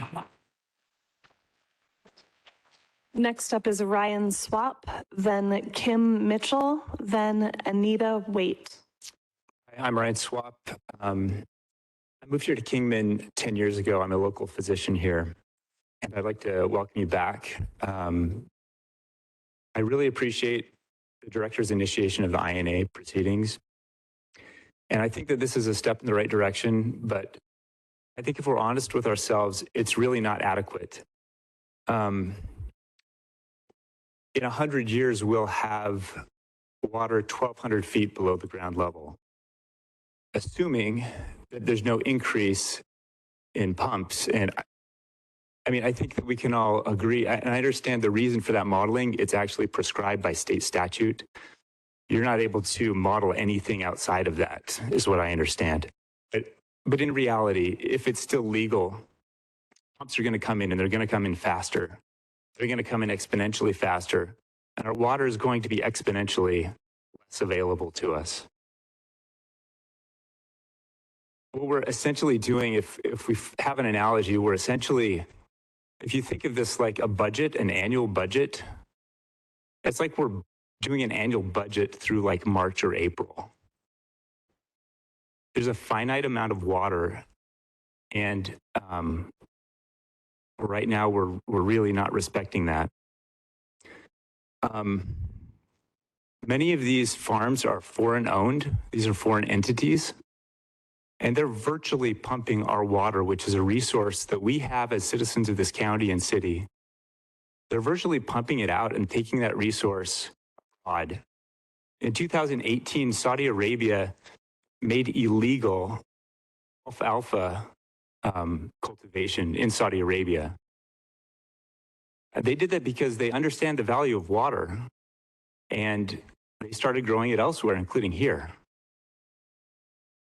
We need to be cognizant of that as citizens. I think, honestly, this is a compromise that people can live with. For the farmers that have wells already, those wells won't be taken away. In fact, the value of their land will increase because competitors will be completely pushed out. There will be no one to come in and continue to drill. So I don't understand. I don't understand it when someone tells me that their land values will go down. It's the converse. Finally, I would ask Mr. Borelli and other state legislators to consider updating our water laws. They were put in 1980. They're pretty limited. In fact, they're pretty abysmal. And it's really time for change in that area. Thank you. Thank you. Up next is Kim Mitchell, then Anita Waite, then Roy Trempe. Good afternoon. My name is Kim Mitchell. I'm a water policy advisor with Western Resource Advocates, one of 5 members of the Water for Arizona Coalition. The coalition is a public interest entity with 60,000 Arizona members who support innovative ways to ensure a reliable water supply for our state. Primary focus is state water policy. Excuse me. Our coalition believes in using a fact-based approach to improve water security in Arizona. We also believe that robust public engagement is crucial.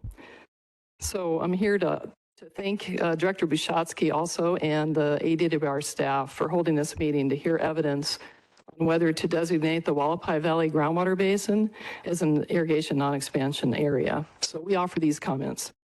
We support the designation of the Hualapai Basin as an INA. As a former hydrologist with ADWR, I know water supply studies matter. Accurate data that represents long-term trends, like we saw today, are a window into what's happening underground. In this basin, data shows that the expansion of high-capacity wells has caused significant dewatering of the aquifer over the last couple of decades. Both USGS and ADWR have well documented that groundwater levels in the Hualapai Valley Basin are in rapid decline. The aquifer is overdrawn. Currently, 4 times as much groundwater is being pumped out of the basin than is recharged or added back to the aquifer. In the last 20 years, water levels in some areas of the aquifer have declined by about 50 feet, and the USGS projects that those declines will roughly double by 2050. The local community and water managers in Mojave County have grave concerns about the severe stress on the groundwater system. Groundwater levels that continue to decline at this rate threaten the livelihoods of irrigators and other water users in the area. Without an INA designation, there's little incentive to invest in groundwater recharge and conservation efforts if other new agricultural users can just come in and pump those benefits away. Rural communities and leaders from the Hualapai Basin in particular have tirelessly advocated for groundwater protections for years now. They need tools to protect their water supply, preserve their rural heritage, and secure their economic future. Designating the Hualapai Basin as an INA is a step in the right direction. We look forward to also providing written comments to you on November 18th. Thank you kindly for your time. Thank you. Up next is Anita Waite, then Roy Trempy, then Rob Owen. Hi, my name is Anita Waite. I am the chairman of the Big Sandy Natural Resource Conservation District. We also own Cane Springs Ranch in Wickiup. And I would like to thank you for coming here and allowing us to give you information that obviously you already don't have, because some of the information you're giving out is not proper and not correct. Now, this is too important for the director of the ADWR to make this decision on supposition and misleading facts and not the actual truth. Cane Springs Ranch has 43 registered wells, 11 are not in use. It leaves 32 wells in use, and because we rotate our cattle throughout our ranch, which is 70,000 acres, we only use 8 to 10 of those wells at a time. Okay, checking with the ranchers in the Hualapai Valley, they have 38 wells, 17 are not in use, leaving 21 wells in use, which also are is a very limited use because these are cattle wells. And I agree, cattle wells are a lot less than agriculture wells. But the other point that I'm making here, we are surveying the farmers for the same information. How many of those registered wells that you guys are counting are not even functioning? They do not have a pump in them for whatever reason. Now, we also need to look at the other thing. This being brings me to the brochure the county and city has sent out to the public. They make the statement that 69,000 acres are not cultivated, with the statement above leaving the reader the impression those acres can be farmed. They are not considering how many acres can actually be used. There is state land and BLM land, washes, terrain, and soils that cannot be farmed. The Big Sandy is surveying the farms to find out how many acres can actually be used. The actual amount of water being used is a supposition. That 25,000 acre feet of water is wrong. And we will be giving you the actual figures those farmers are using. And also, they don't take into consider the fact that the farmers are using technology that uses 66% less water, and that there is times the farmers do not actually irrigate during the winter time. And my time is up, so I will leave you with that, and thank you, and we will be sending you more information. Thank you. Up next is Roy Trempe, then Rob Owen, then Marion Ward. Good afternoon. I unfortunately was not at the last meeting that was held here, but I was at the one in Valley Vista that you can even understand the people speaking. I'll begin my speech by saying that I'm very surprised that you did not recite the Pledge of Allegiance. I'd like to thank veteran Sonny Borelli and veterans from America that live in the Kingman area, as I'm a Vietnam vet myself. Lived here in Hackberry, Arizona on Route 66, 23 years. I've seen it grow very rapidly in the last several years where I live. We have Mojave Electric underground telephone and our own well and a beautiful home that we put all our money into. Moving here from Long Island, New York, the land of taxes. The only disadvantage is living on a dirt road, but we accept the good with the bad. In the last few years, we have seen the wells drilled in the Red Lake area, growing alfalfa for foreign purchasing, using our water, also seeing Golden Valley, same thing, especially coming down Route 66 towards town from Hackberry. There's thousands of trees that were planted, so many wells. I'd like to find out how many wells these people put in to grow trees and how deep they went. Because I don't know anything about the water aquifers, but if an aquifer runs dry, the other aquifers fill up that space. Thank you very much. Thank you. Up next is Rob Owen, then Marion Ward, then Gary Brock. Good afternoon. Thank you for being here. I'm Rob Owen. I'm Public Works Director for the City of Kingman and Chairman of the Kingman Water Sustainability Task Force. Our task force is a joint working group of Mojave County and city staff and public members who share resources and knowledge on water resource planning and project development. Kingman Municipal Water serves about 50,000 people.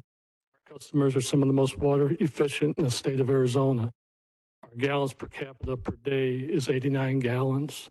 That compares favorably to anybody anywhere in this state.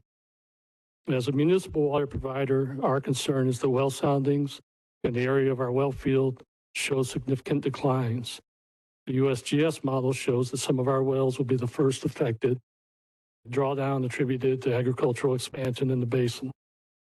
It also shows that the Kingman subbasin could become cut off from the rest of the Hualapai Basin in the future. Our customers have already expended significant resources on water resiliency projects, including a reclaimed water recharge well for around $2 million, stormwater dry wells and infiltration basins of around $1 million. Our cost to develop a new well in today's dollars is between $2 and $3 million each. We have 11 wells in the basin. The replacement or relocation of our existing wells due to declining groundwater levels would be an astronomical cost on our customers. Our water ratepayers would be the only ones to pay to address a predicament that they have no culpability in bringing about. We face a serious situation. The most logical next step is to stop making it worse. We urge the director to establish an irrigation non-expansion area in the Hualapai Basin and help us stop making it worse. Thank you. Thank you. Up next is Marion Ward, then Gary Brock, then James Jones. My name is Marion Ward. I was recently elected to City Council, and based on the evidence I've seen, I'm in favor of the INA. Thank you. Thank you. Oops. Up next is Gary Brock, then James Jones, then Kathy Tackett Hicks. Gary Brock, B-R-A-C-H. All right. Black, it might be Black, Gary Black. Sorry about that. Hi there, Gary Black. I'm a landowner out on Red Lake. I've owned that property for about 50 years. We got 160 acres out there. I've owned a lot of property here, my family, for hundreds of years, or 100 years anyway, more than that. I think the water situation here is one where as history will show you, with the native tribes that have, not made it through the droughts. We're in a drought. I think it's going to improve. And I think you need to really study these. The water will come back. You need to, people talk about all this, the foreign entities that are farming and taking the products away from here. What about, landowners that live here that would grow something that could stay here, So anyway, I'm opposed to doing this right now. So thank you. Thank you. Up next is James Jones, then Kathy Tackett Hicks, then Marceline Raynon.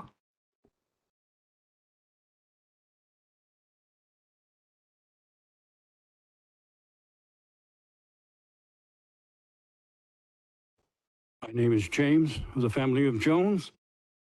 I represent myself, and I'm a member of the America First Committee. Let me remind you that state statutes, codes, regulations are not law, but color of law. Only Congress can pass law. Any state statute, code, or regulation must be in line with the United States Constitution. United States of America versus Jerry Brickpool. The federal Constitution must be interpreted in light of the common law, the principles and histories of which were familiarly known to framers of the Constitution.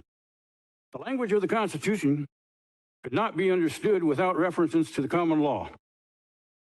The United States Supreme Court ruling, U.S. versus Wong Kim. If you say there is no common law, you are saying there is no Constitution. Common law is still the law of the land. The Constitution was ordained and established by the people for the United States of America, aka government. Therefore, government was created by an act of the people. The creation cannot overrule the creator. If any statement within a law which is passed and unconstitutional, the whole law is unconstitutional. Mayberry versus Madison. All cases which have cited Mayberry versus Madison case to the Supreme Court has never been overturned. See Shepard's citation of Mayberry versus Madison.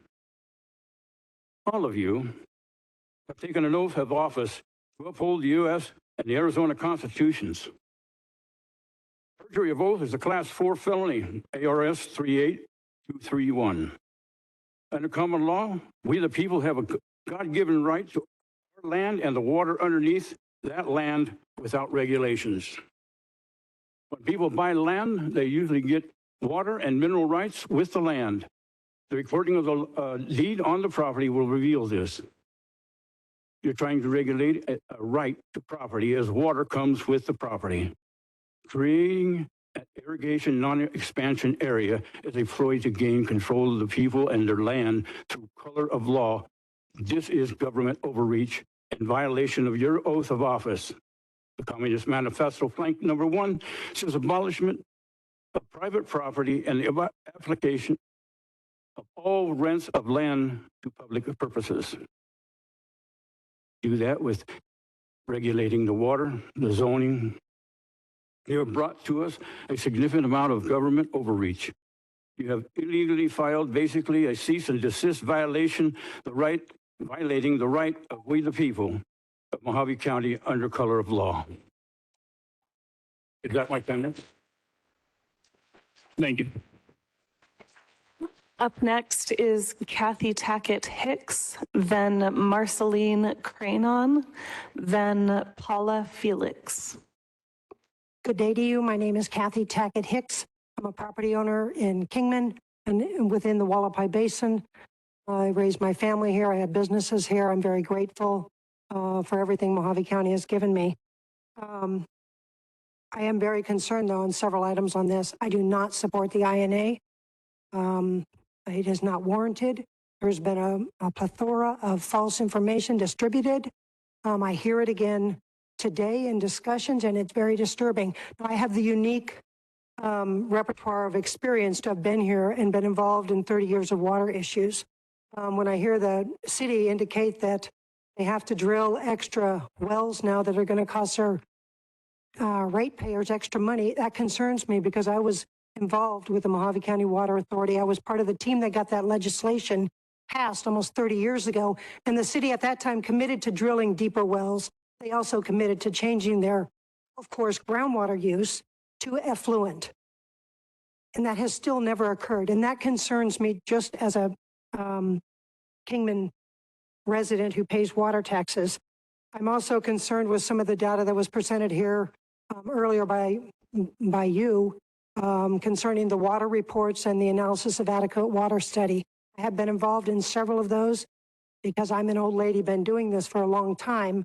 The Mardian Ranch analysis of adequate water, I was involved in that, as well as 3 other ones.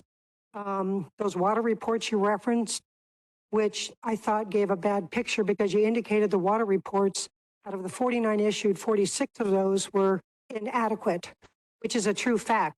But the reason that those were submitted, and I myself, if you look at the application, submitted many of them, because right now Mojave County allows for any subdivision process which has at least 5 acres in size, you do not require an assured adequate water supply. I filed those applications as well as everybody else requesting an inadequate supply. The reason that was done is for timeliness.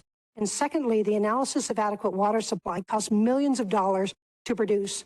And your everyday landowner who wants to create anywhere from 6 to 50 lots does not have $1 million to invest. So that's what we've done in the private sector. I have been to several meetings. I've followed the issue closely. I've testified. I've spoken before the Board of Supervisors. I've always been concerned about the inaccurate data, and I am to this day. I implore you to try to get to that. I do not believe per statute we are even close to initiating an INA at this part. I'm committed to getting it right and working with anyone to do that. And I will lastly say that Regina Cobb's, she had a water committee, which I did attend those, and I testified concerning various water issues she had asked me to do, and I did. She did make a request that the farms supply data, which the farms that I work with did in fact supply data to that. There is an absolute disconnect between some of the private agricultural entities and industry in general. Because I think we might be over. I don't know if it's working. But yeah, thank you. It's like a green light, but thank you. Yep. Up next is Marceline Cranon, then Paula Felix, then Vicky Zamwat.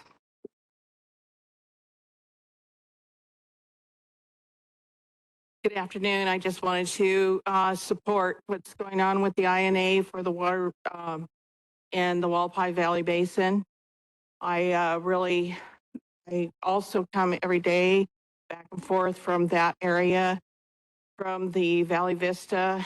And, you know, I was looking at one of your slides where they're showing how the erosion from the fissures and the land erosion. And I am a long resident all my life living here in Kingman, Arizona. And I have never seen the wind dust that is going on right now and the haboobs that are going on in this area where I have been stopped 4 times coming from that area because of wind and because of the dust that has been eroding the land out there. Yes, we can say all we can about water. We have been ignoring the Valley Vista Red Lake area. And I think it's time that we start really putting restrictions, an INA in the Mojave Valley Basin, in protection of not only just the water. Yes, we have water out there. Many people want it now. They want to use it for their agriculture. But we also want to see that the ecosystem is also protected, that the land that's happening out there and the erosion is just going berserk. Not only that, but I am a Hualapai native, and that land out there is sacred. And in the early days, before the intrusion of land, the white man coming here, the Native Americans knew that land and the water that came from all the different areas. The 14 bands of the Hualapais are named after the springs that are from the Surbat Mountain, the Peacock Mountain area, the Music Mountain area. And when the white man came here and going through that basin area, the Native Americans saw them carrying their water, and they saw the camels coming through their land. And they gave the white man a name, and that name was Hagui. What that means is Ha means water. And what it means is that the white man came carrying his water because he didn't know where the water came from. But the Native American, the Hualapai, knew where those springs were. And so they gave him that name. But the thing that I'm trying to use in this analogy is that we have to be protected. We have as our own. And Kingman today needs to have an INA for that area. Thank you. Come here. Thank you. Up next is Paula Felix, then Vicky Zumwat, then Chelsea McGuire. Hello, I'm Paula Felix, and I'm rather new to the area, and my knowledge of this water INA thing is also very new. But just even from the data today and the idea of You might need to speak a little closer to the microphone there. us being in a desert where we have limited water available, it seems that an INA shouldn't be something for anyone to argue about. If they're not going to plan on overusing it, what do they care that it's being monitored? And if they are planning on expanding, what about the community, the people that live here? We don't need these people taking the water resources that are limited and growing crops to sell to another country.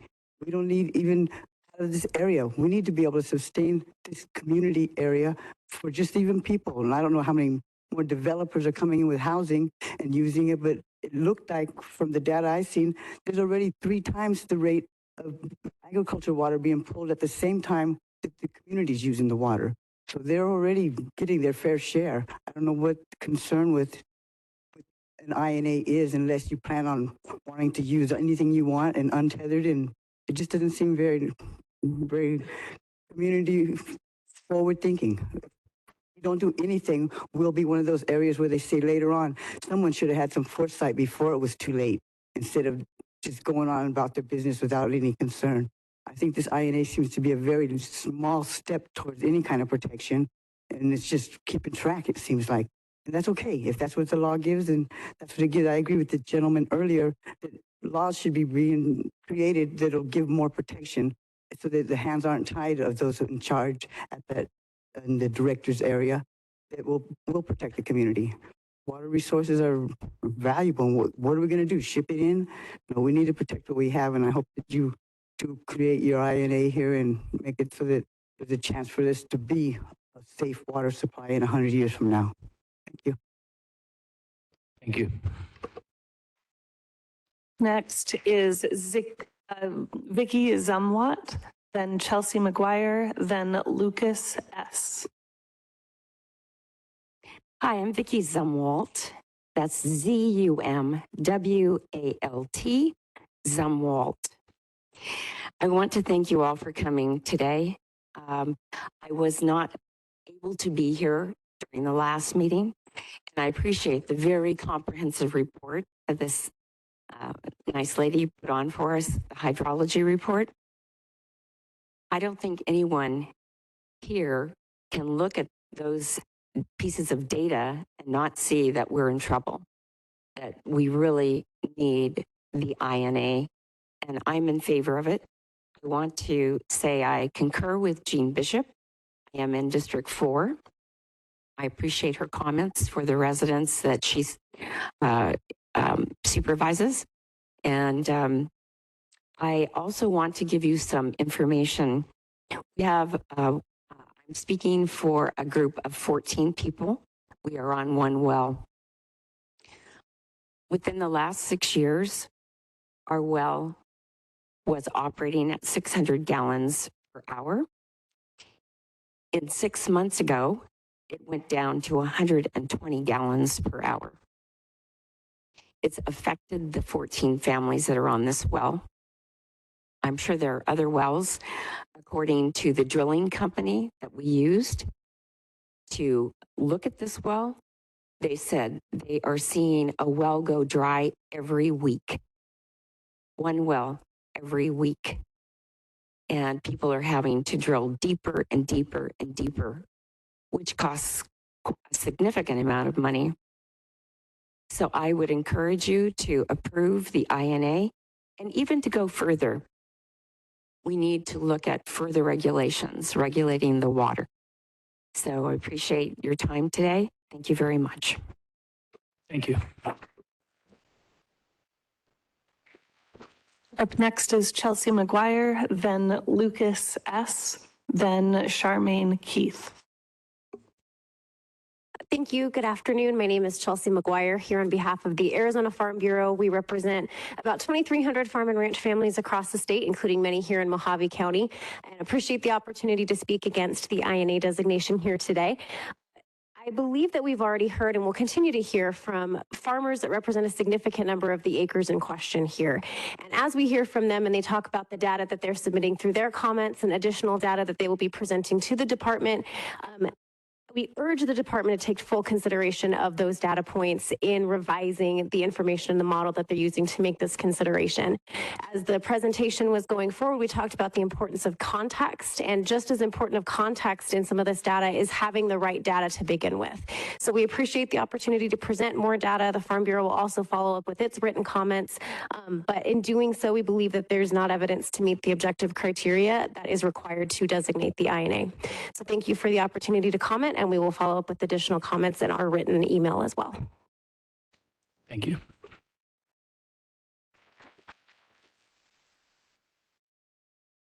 Up next is Lucas S., and my list got a little bit wonky, so I apologize. After that is David Staley, and then Charmaine Keith.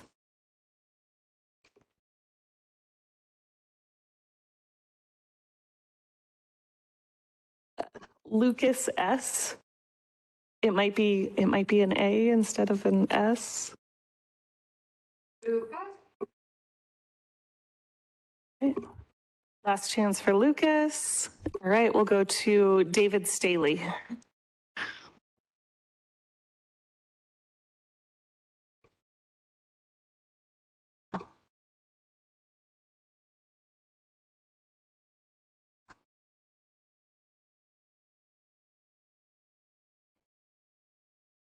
Hi, my name is David Staley. I'm a longtime resident of Kingman, Arizona. My family moved here in 1973, and I remember growing up here, we had to do most of our shopping in Las Vegas. And we would drive through the dam to get to Las Vegas, of course, back then. And I remember when I was 12, seeing the overflow at Lake Mead.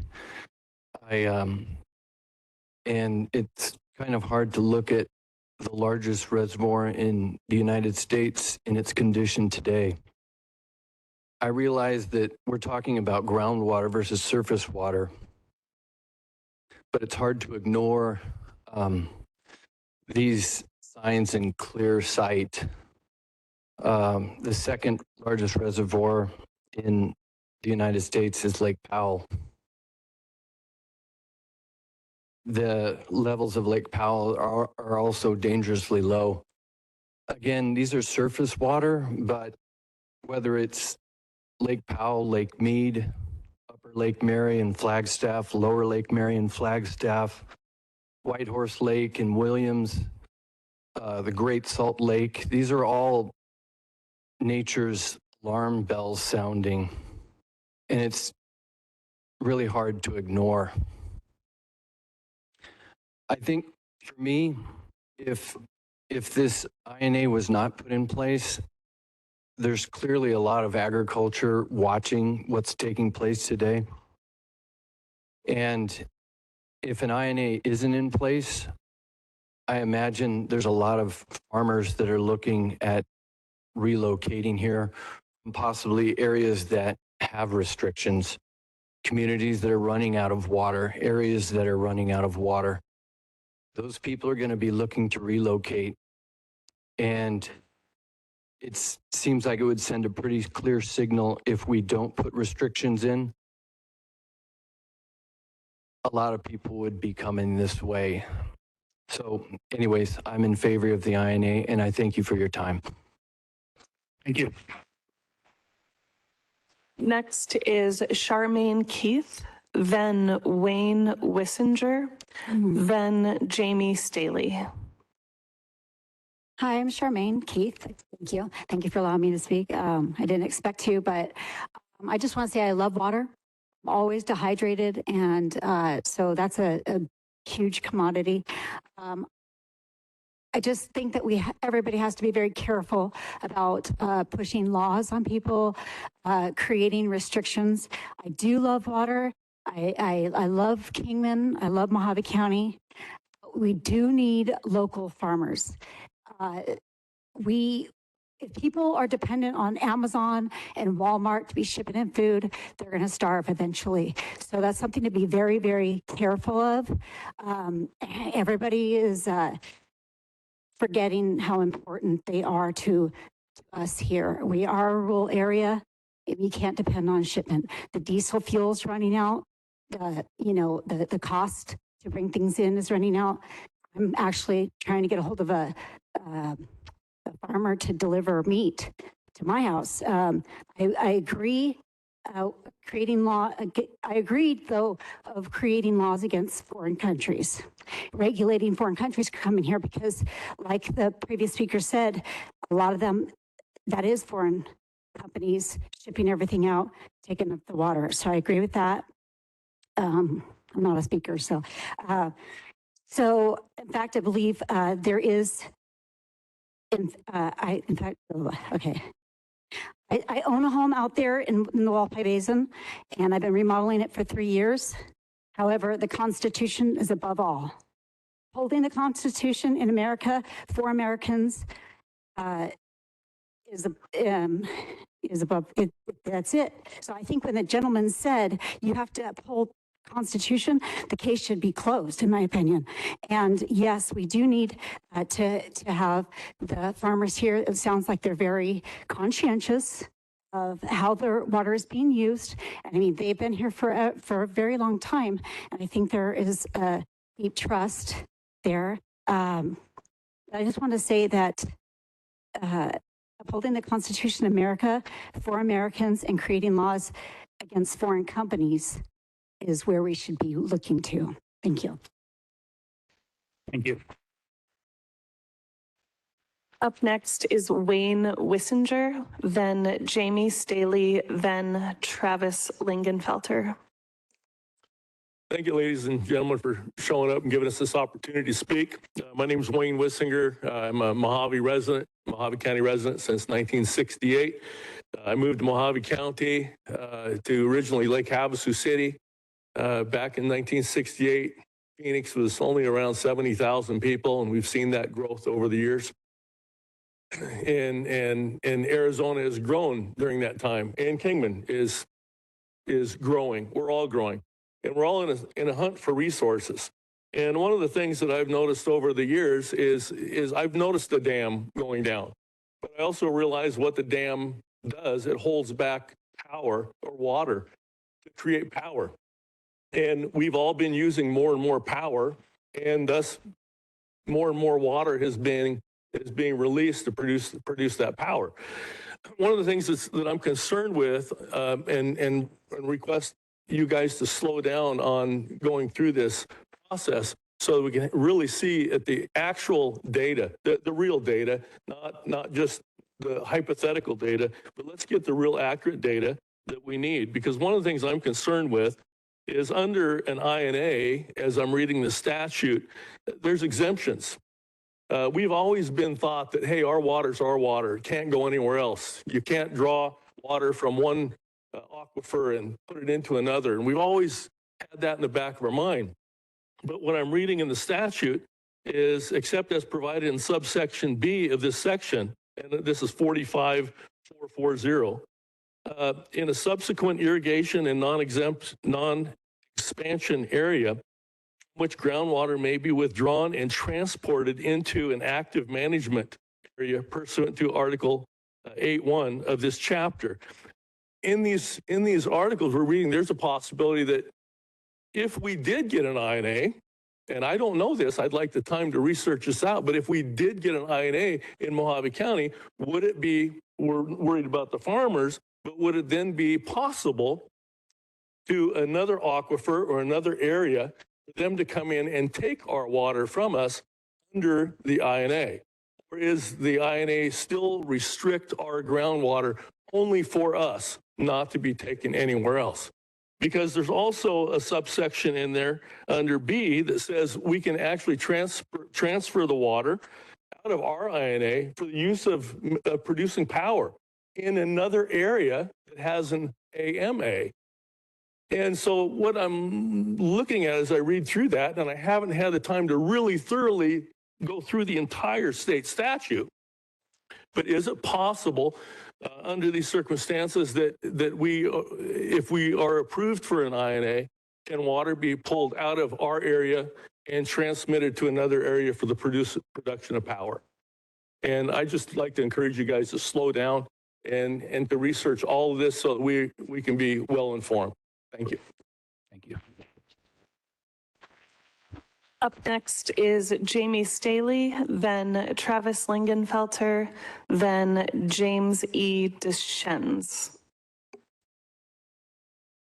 Hello. I want to start out by thanking you for being here on a Saturday, on Veterans Day, and of course want to give a shout out to all of our veterans that are here today and all of those that are in our community. Thank you for your service.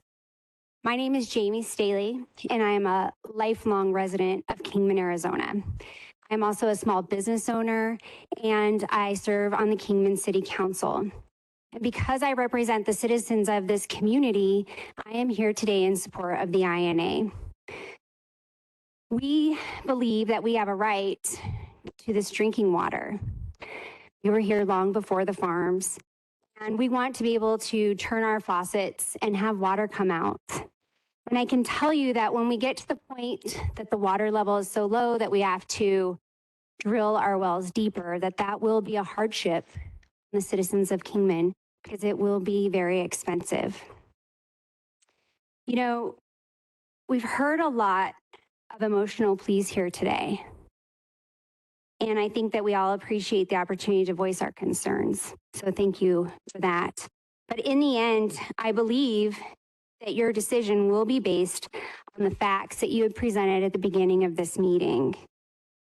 We have yet to hear from any hydrologists with evidence that would call into question the facts that you had presented earlier today.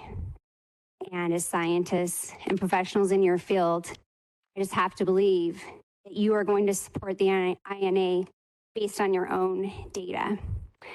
Because of that, I want to thank you. I want to thank you for moving this forward. Some people are talking about this moving quickly, but I think if you ask anyone at the city or the county, we have been working on this for at least the last 6 years. We've had a lot of meetings. We've worked with different experts, the USGS, other hydrologists and geologists. Everybody has come to the same conclusion. And in those 6 years, we've pushed really hard and we are here today. We are thankful for that. But this certainly, in our eyes, has been a slow process. So we're glad to see this moving forward. And we're glad that you're considering protecting Kingman's drinking water. Thank you. Thank you. Next is Travis Lingenfelter, then James E. Deschennes, then Miles Hunter. Good afternoon. Thank you for being here today. I appreciate you guys making the trip up. I am Travis Lingenfelter. I'm the current Mojave County Supervisor for District 1. District 1 represents about half of Kingman, the Val Vista area, the Hualapai tribe, and about 65% of Mojave County's total land area, all the way up to the Utah border. I'm from a family of generations here in the Kingman area. My grandfather came here, Dr. John Lingenfelter in the 60s, was the 4th doctor in Mojave County. I'm a business owner, and also my family owns and operates a 12-acre grape vineyard out by the Kingman Airport Industrial Park, and we supply Stetson Winery in the Val Vista area and a few other places too. I'd say we have an opportunity here to do the right thing, to make a difference, to be good stewards of the water, which is finite and deposited many, many, many thousands of years ago, that we all depend on for our lives and livelihoods. The Hualapai Valley Groundwater Basin is careening toward the same problem that has already affected many areas of this state, such as within the Cochise County basins there. Some of those had some ballot questions on their ballot this year. California and international agricultural companies have purchased just under, by county records, just under 78,000 acres within this valley over the past 10 years. There are currently approximately 8,400 acres being farmed currently. Without an INA, more than 69,000 additional acres in this valley owned by the farming entities could be turned into additional irrigated acres. And although we've heard that it's not their intent to farm all those acres, the county and the city, looking out for everybody, all of our most vulnerable populations, we cannot rest on the assumption that they just purchased those acres to pay property taxes on them. Also, we have heard of proposed recharge basins that some of them have done, and I applaud those efforts. However, the county recently partnered with a geologist by the name of Louis Vega, who's been here for a very, very long time with the mines, and did three videos, one on the geography of this specific basin, also how recharge works, also how the wells in one area doesn't tell you exactly what's going on with the whole basin. We have 10,000 acre feet going in, 44,000 acre feet going out. Mojave County is the largest governing organization or agency in this area. We would ask you to please form the INA now. This is not a flash in the pan request. We have been after this with the city of Kingman since 2015, 2016. So thank you for your time. Thank you. Up next is James E. Deschennes, then, thank you, then Miles Hunter, then Robert Jones. Butchered a lot of times. I'm Jim Deschennes. I can say that water use rules for Arizona were made in the past when Arizona was mostly populated or lightly populated. We are now heavily populated and need some sort of restriction on the water use A friend of mine tried to buy alfalfa out there in out of one of those farms. He couldn't because it was all contracted Saudi Arabia, and the next year is contracted to China. We have archaic rules. I don't think we should have under the Constitution say that we own everything under us, or maybe we're going to have to be fighting with the Chinese for their water. Thank you very much. Thank you. Up next is Miles Hunter, then Robert Jones, then Michael Neal. Hi, my name is Miles Hunter. I would like to thank you guys for making the long trip again, and on a Saturday nonetheless. Thanks. I'm only a 17-year resident of Kingman, but like everyone here, I've invested money and other things to make a life here. My background is about 35 years work offshore, mostly in the oil industry, exploration, oil field construction and development, but also in transoceanic cabling, line route surveys, harbor expansion, Mississippi River dredging. I am not a hydrologist or a geologist. I am a hydrographer, subsea surveyor, navigator, depending on the job. I understand the data, Emily. The data that you presented means a lot to me. I'm not ready to trash USGS data. I have depended on their data for 35 years to get my job done. I'm not ready to call the Water Resources Department liars. Their data observations and the wells that they have looked at, yes, water level's declining. I don't care how efficiently anybody uses water, it's declining. I'm worried about it because we have a drought some people say will never end. We need to be careful. We need to err on the side of caution. I do support the INA vigorously. I really don't have much meaningful to say after that. Thank you. Thank you. Up next is Robert Jones, then Michael Neal, then Michael O'Connell. I'm Robert Jones. Hydrology report was very good. I'm a water consumer. I'm just a resident here in Kingman. I have a Bachelor of Science degree in economics, which studied the firm. I didn't really concern myself with macroeconomics. I also have an MBA. And I want to talk about a few principles of economics and business. First of all, resources are finite. Air, land, water, they are all finite. We don't like to think that they are, but they are. Second principle, anything that is overused is underpriced. We have 10,000 acre feet of water coming in, 44,000 acre feet of water going out. That is 34,000 acre feet short. That is a resource being overused and underpriced. Third thing is that the most profitable businesses, and when I say profitable, I mean in economics terms, not in accounting terms. I was also an accountant. In economics terms, profitable businesses, and those are not good, those are bad businesses, are those that can push some of their costs onto others. And large-scale commercial farming in this area is pushing that cost of water and shortage off onto residents, and they will abandon those communities at some point. I'm in favor of creating an INA for the Hualapai Valley Groundwater Basin. Thank you. Thank you.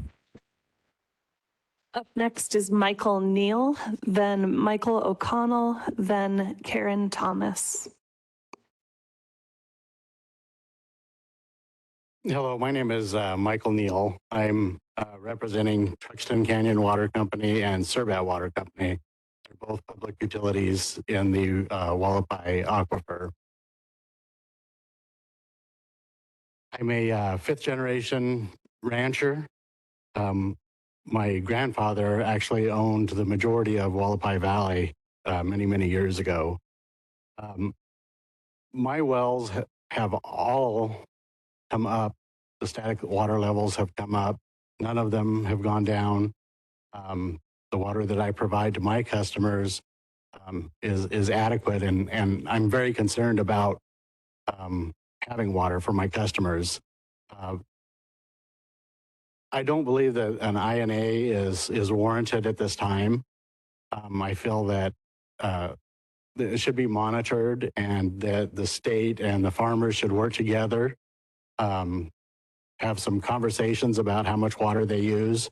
After the last meeting in September, I was invited by some of the farmers to look at their technology, and they're using a significant amount less water than the model is showing that they're using.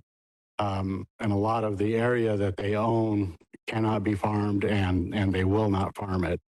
I just believe that we're kind of jumping the gun here, that we need to step back and not form an INA at this time. Thank you very much for your time. Thank you. Next up is Michael O'Connell, then Karen Thomas, then Ryan Sonner. Michael O'Connell. All right, we'll go ahead and move on to Karen Thomas. After Karen Thomas will be Ryan Sonner, then Ryan McGuire. My name is Karen Thomas, and I've lived in Kingman for over 20 years. I have noticed around me the changes in the weather, lots more wind. It was mentioned before about all the dust up in Valley Vista. I see that in town. I am very much in favor of an INA. I've worked for the county for 11 years and been retired for 5. So most of my time in Kingman has been working for the Public Works Department of the county. I've been involved, my job was a project administrator, so I've been involved in water discussions for a long time. I know that people have asked for surveys and tests and other information, been difficult to get. You mentioned in your report how the information is incomplete. The first 2 gentlemen who came up here talked about how they voluntarily submitted water usage. Why is that voluntary? Why isn't it required of everyone? When these rules were made, it was a long time ago, and there weren't nearly as many people here, and there wasn't nearly as much water being used. They didn't need those regulations. But as someone else pointed out, it's time to review and update the laws regarding this issue. I believe that we need more information going forward, but I also believe the information that you gave us is pretty much on trend. In fact, it might be worse. I don't know if it is or not, but I am very much in favor of this INA because we need to take a stand on protecting things before it is too late. Thank you. Thank you. Up next is Ryan Sonner, then Ryan McGuire, then Karen Cabrera. Hello, my name is Ryan Sonner. I work with Peacock Nut Company, one of the farms that were mentioned on your map. I just want to say thank you for the opportunity to speak against the INA. I do not feel that it's sustainable or correct to just single out agriculture. If we are in need of a INA, I feel like it should be across the board with everything. You guys don't mention expansion of residential, industrial, or other industries that use water. You're only focusing on agriculture. I don't feel that's right. I want to know what the county's plans are to recharge water. How come we're not coming up with actual solutions to make it to where the farmers can farm, the industry can grow, residents can grow? It's a very important thing to conserve water, but also to come up with solutions to gather the water that we can from the rains or whatever it is we can, or recover what we're using back into the aquifer. I also never see you guys mention farming, the recovery of water from farming trees. You do know that there's a 7-foot rip all the way down every row through the crust for the trees. Water in those trees, where does the water go? It doesn't just all evaporate. It goes back into the ground. There is a recovery just in that alone from the farms. We're not even mentioning that. So we really need to get all the numbers together, make sure we're making a really educated decision and have the correct numbers. I believe that this model was done without the farm's numbers, without how much water we're using, what we're recovering. None of that is in that study that I'm seeing. And I feel like this INA should not move forward until we have all the information and we know we're doing the right thing for everybody as a community. I also feel that the government, the county supervisors, and everybody should work together with the farmers. We've been left out. That's just my take on it. Thank you for your time. That's all I have. Thank you.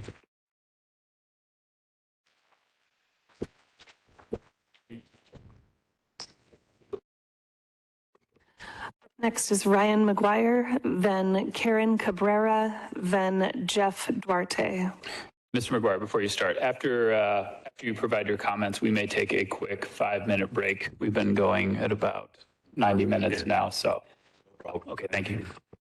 I'd like to thank you guys my name is Ryan McGuire. I'm the manager of Peacock Nut Company. They're out there by the airport. And I'd like to thank you guys for coming again. I spoke a lot last meeting at our water saving technology using Phytech. As a few other speakers prior to me, I mean, I'm not going to speak a lot, but a few other speakers prior to me spoke about us saving up to 66% water this year. And that's based on the California standard, the Goldhammer standard in pistachios. And that is an old standard that I believe the USGS referenced in their model. I believe that was back in 1987, 1986, and that's outdated information. I think that Kingman should be proud to have the farmers here. We are basically writing the book in Arizona for pistachios. This area has great climate and great weather, a lot of water, and we would be glad to have you guys come out and take a look at how we use our water and look at our wells and our monitoring. In the USGS report, it stated that we currently farm 3,391 acres of pistachios. In the model, the USGS stated that we used 8,721 acre feet of water in 2021. The actual number is 1,591 acre feet. So that's 8,721 in the model that was up here on the board.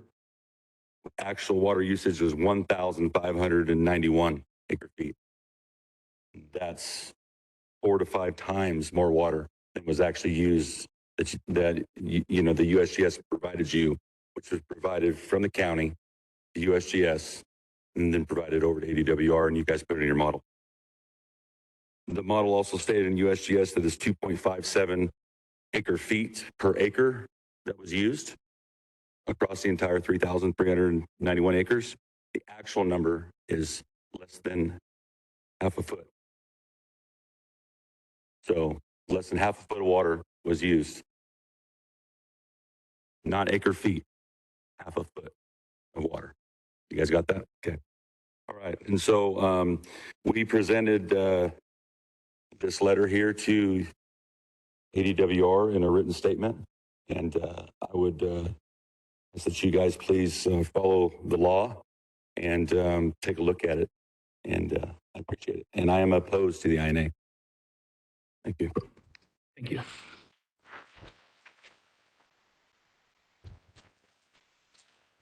All right. So before we start, we are at about 3:47 right now. Let's pick back up at let's just pick back up at the top of the hour at 4 p.m. We'll take a quick break. Thank you. Yeah. All right. Up next is Karen Cabrera. Karen Cabrera. After Karen will be Jeff Duarte, then Rebecca Perk. Hi, I'm Karen Cabrera. Thanks to all of our veterans for your service.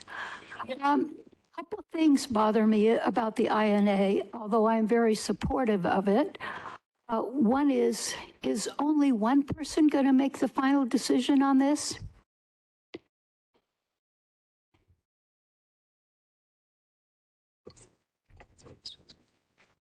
So per statute, it is a decision of the director, and we'll be getting into the precise procedures at the end of this meeting.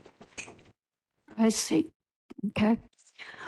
Being a retired nurse, I always think about the water level as I'm watching it go down in Lake Mead and how much of our body is made up of water. So when we talk about depriving people of a resource like water, I think about, I wonder how long everyone in this room would last without enough water. Having been a nurse, I can give you some guesses on that. I would strongly like to see us put some limitations in place with the INA because I think we need to protect our water. That's all I have. Thank you. Thank you.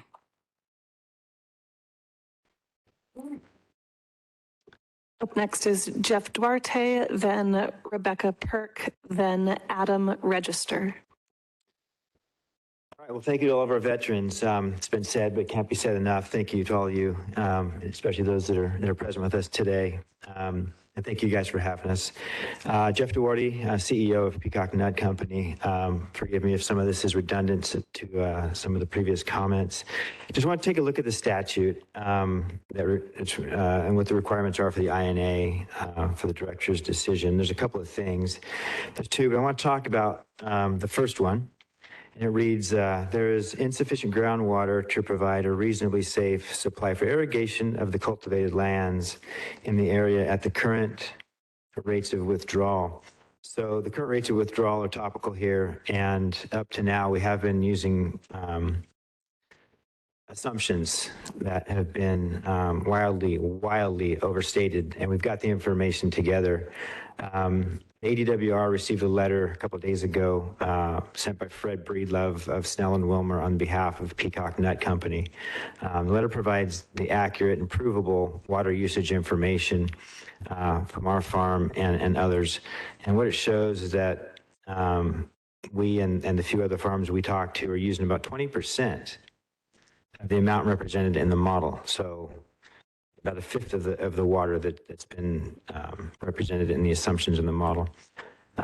We've got this recorded and sent under signed affidavits. It's accurate and it's provable. Once these correct numbers are plugged into the model, we'll see that the proposed action on this INA is premature. That doesn't mean that INA never needs to happen. It does need to happen right now. And the other part of this is we do need to keep this conversation going with the farming community, with the county, with your board, and discuss, the carrying capacity of this valley for residential and for farming and industry. There is one. We need to be together and discussing it. I'll re-extend the invitation that our manager has put forth and inviting you all out to our farm. We want to show you, if you can make it out there, is the software that we use to record our information and how we decide how much water to give the trees, how we read the trees, how we monitor our wells, how we check depth to water, all of those things that we've been talking about here. We'd like to share that with you. I'd like to invite you out and anyone from the county as well. There's been a few, Tim Walsh, Rob Owen, anybody that works in the county that is part of this conversation. We'd like to sit down with you. We definitely do not want an adversarial relationship with anybody here. We want to be part of this community. We all have the same goals. Everybody in this room has the same goal, and there's water sustainability for the Hualapai Valley. Again, thank you for having us and share your time. Thank you. Up next is Rebecca Perk, then Adam Register, then Terry Allenbaugh.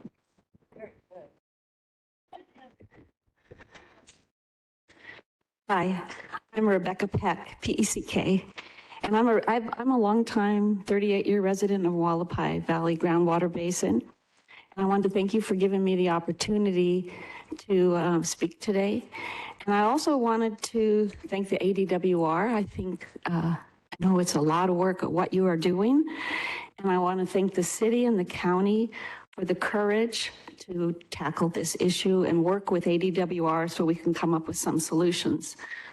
I think a 4-to-1 outflow to inflow of water in the basin should give us pause. And frankly, I think it should scare the daylights out of all of us. I think the INA designation is a positive step forward in beginning to deal with the declining water levels in the basin. I think the data presented by ADWR supports an IAN designation. And I think the data speaks for itself. As a matter of fact, I think the data shouts at us to do something, to shout at us to take action. I am in favor of the INA for the Hualapai Valley Water Basin. Thank you. Thank you. Up next is Adam Register, then Terry Allenbaugh, and then William Rush. I'm Adam Register. I work for Oasis Organics here in Kingman. I was born here in Kingman. My kids were born in Kingman. My first grandkid was just born here in Kingman. And if I thought we had a water problem, I damn sure wouldn't have anything to do with it. And I can tell you, we go out, we make sure that we don't have any leaks. We check our moisture constantly. Our soil is different here than the soil in California, where they get this water usage, for the pistachio trees. We don't use nearly the amount of water that you guys are saying. And I can tell you, we're good stewards of the land. We try to take care of everything. We make sure that everything's clean. We take care of the wildlife around us. We're building retention ponds. We're doing everything we can to get water back down into that aquifer and not deplete it and to use it sparingly. And I just think that you guys are going ahead way too far, way too fast. You're not getting the data from us at all. We need a round table where we all sit down and get together and get actual numbers together rather than just all of these educated guesses of what's going on in this valley. So I'm really against the INA. And I can tell you, I keep hearing corporate farms and California farms. Who cares? Who cares what we are? We're good people. We come here to better a community. We're not out here causing any trouble, and we'll be the first to help our neighbors. And I'd like to point out too that talking about saving water, and Mr. Owen over here talked about the city and its practices. And I can tell you firsthand, in my neighborhood, there's been leaks that I've reported that they haven't been out to in 2 weeks.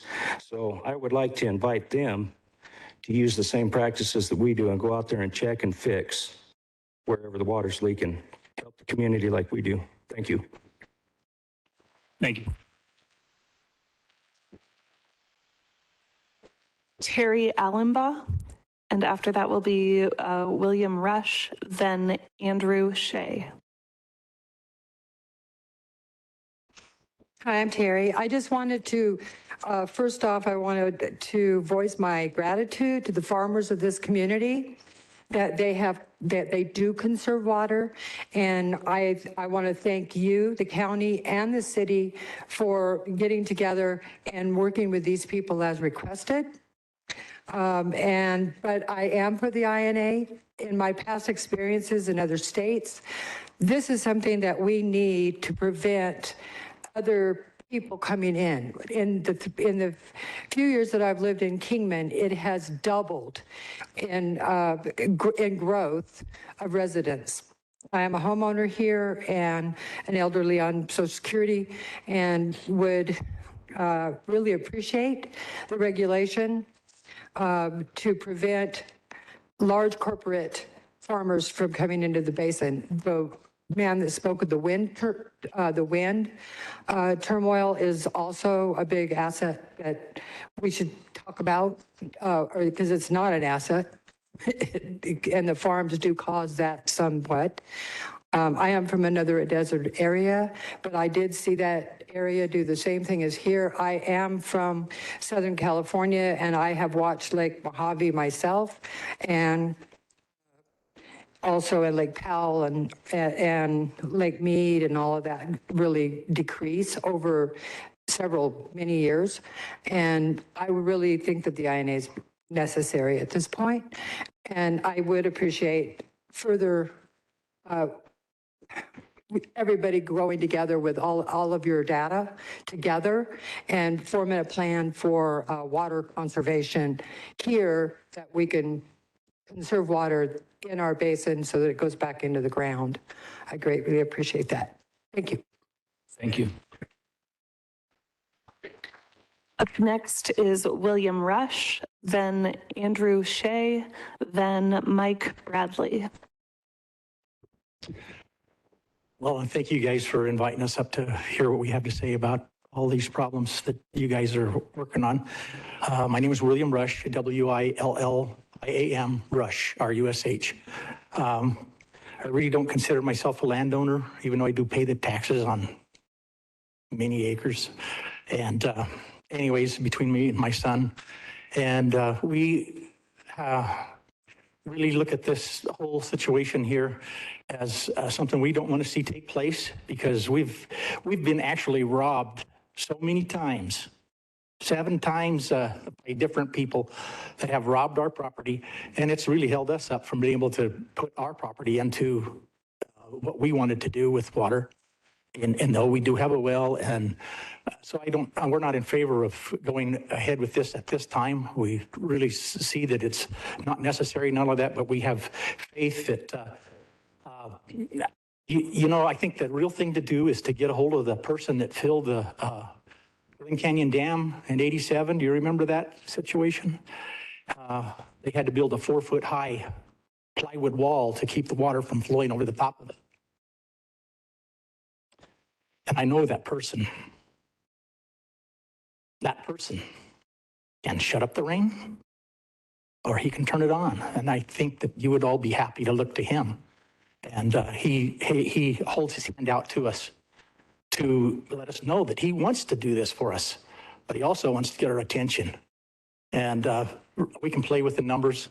I mean, as many had mentioned, the numbers are, you never know what the numbers really mean.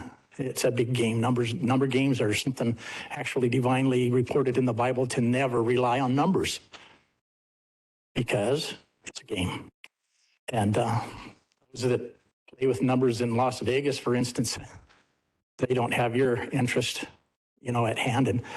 And nobody else that goes in there, really, they have their own interest at hand. And so we got to be careful to not let those kind of dangers creep in on us, because they certainly, I know they come from above you and above who's above them and above there quite a ways. So it's not something I think that we want not to be holding down the little man while we're giving the big man a lot. And there's kind of a tendency to do that because money speaks. And I don't think we want to be ever telling our kids that, we put that stranglehold on that little guy, that we really want to go find water. There's a saying in Wyoming, I came from Wyoming, that says whiskey's for drinking, water is for fighting. Myself, I say, it's better to, when you run out of whiskey, look for more. And the same with water. There's plenty of places to look for water. And really, the right way is to look for the one that actually filled that Grand Canyon Dam. Thank you. Up next is Andrew Shea, then Mike Bradley, then Fort Bradley Farms.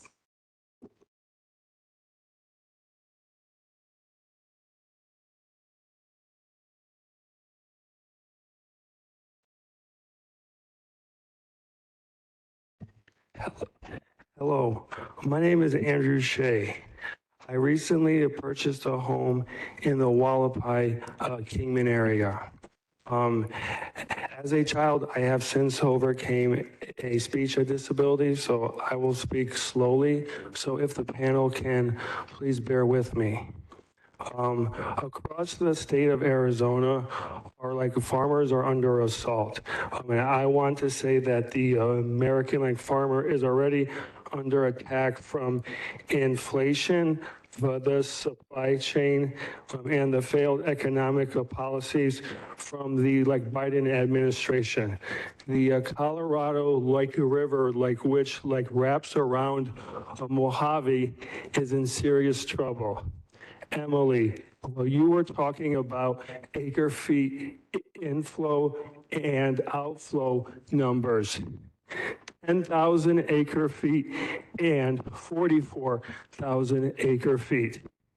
That's a drop in the bucket for the state currently allocated 2.8 million acre feet from the Colorado River.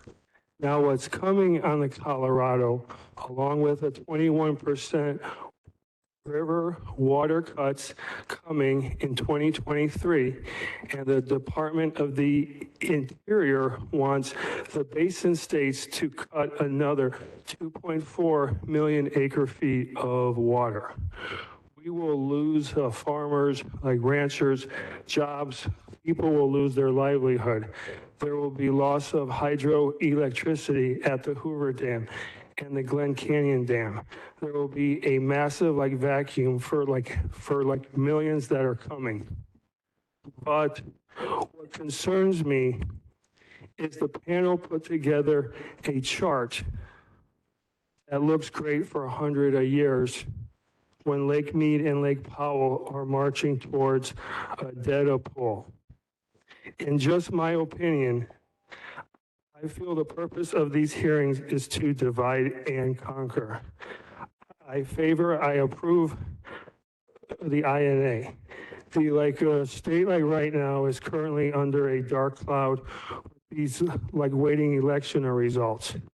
My fear is that what is going on is a front for a hidden agenda.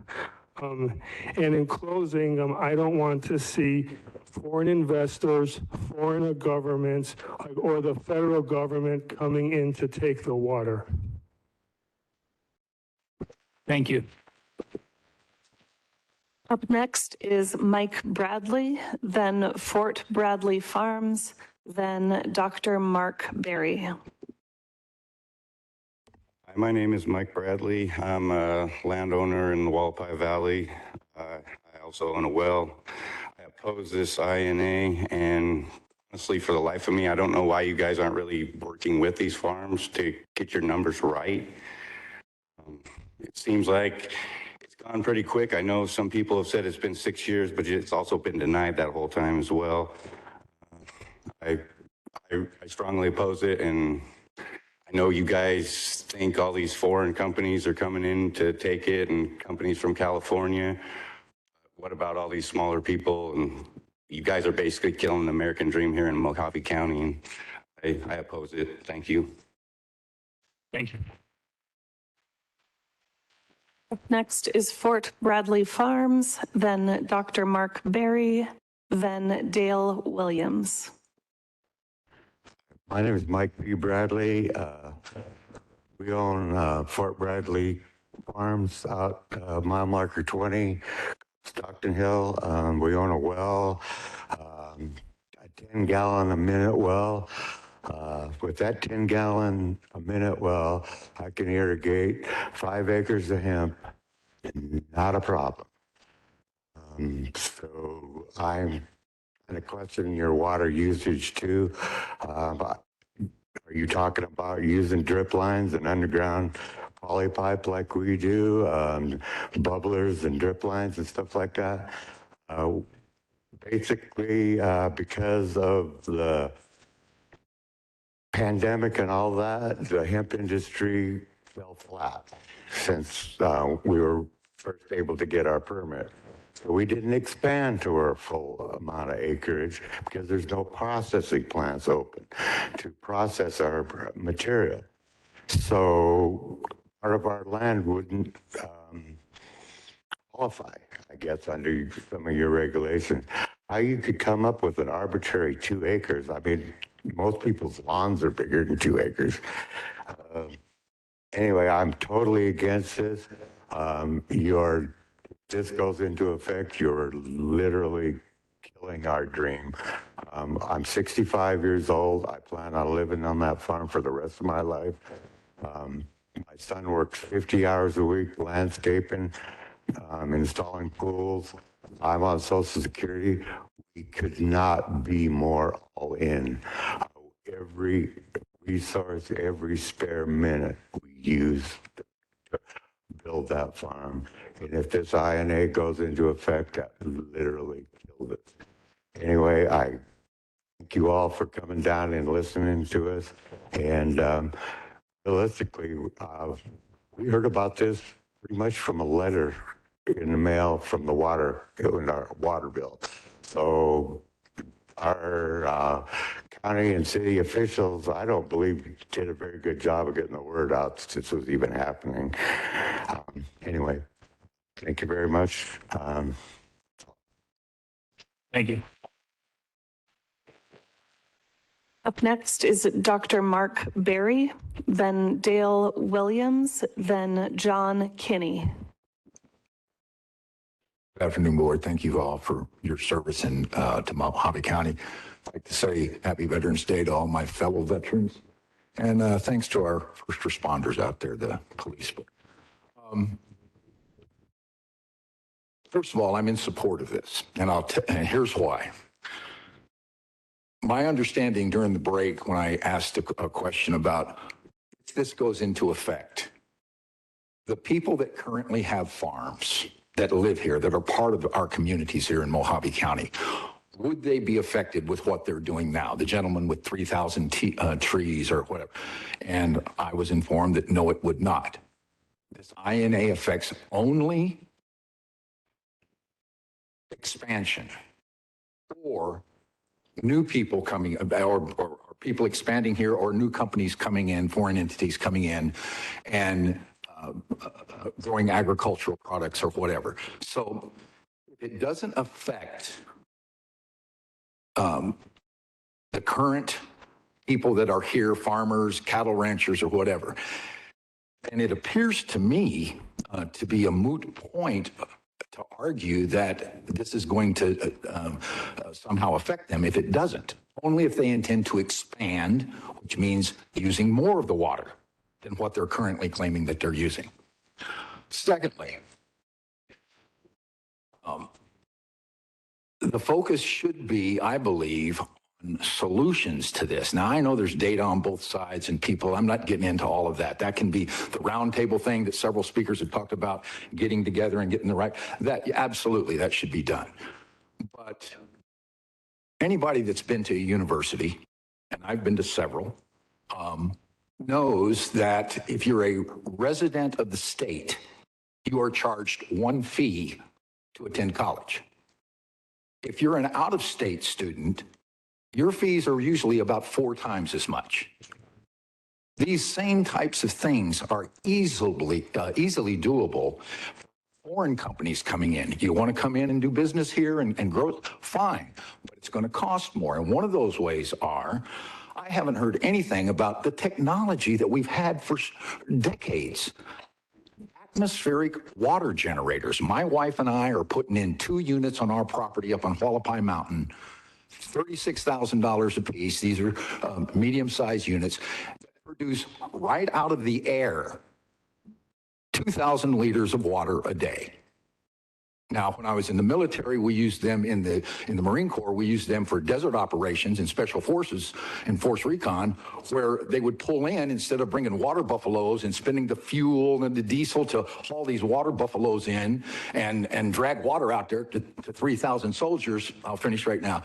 They would pull in 4 of these tractor trailers with these huge atmospheric water and produce 5,000 gallons a day each. Thank you for your time. Thank you.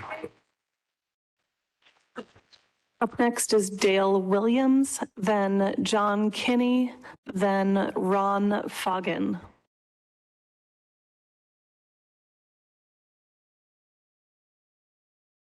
Dale Williams. All right. John Kinney. After John Kinney will be Ron Foggin, then Mayor Ken Watkins. Good afternoon, and thank you all for being here to listen to us today. I sincerely appreciate it. I really appreciated the presentation that was made at the beginning of this meeting, and have no reason to question the validity of the numbers that I saw. I understand why many of these farmers and people that work for them are upset about this. I used to work in a coal-fired power plant, and you know that went by the wayside, and I had to find a new career. The career I found was in water. Think about, first of all, I've had family here since 1936. My dad had the first hotel in Kingman with a swimming pool. Been here a very, very long time. I love this little community, and I want to see it flourish. We are in the midst of a drought that hasn't been seen in about 1,200 years, according to some very credible experts. Farming in this desert right now is probably not the best idea in the world. I'm not saying that the farmers are being responsible and the methods that they use as responsible as they can be. I don't think that we can afford to expand on that.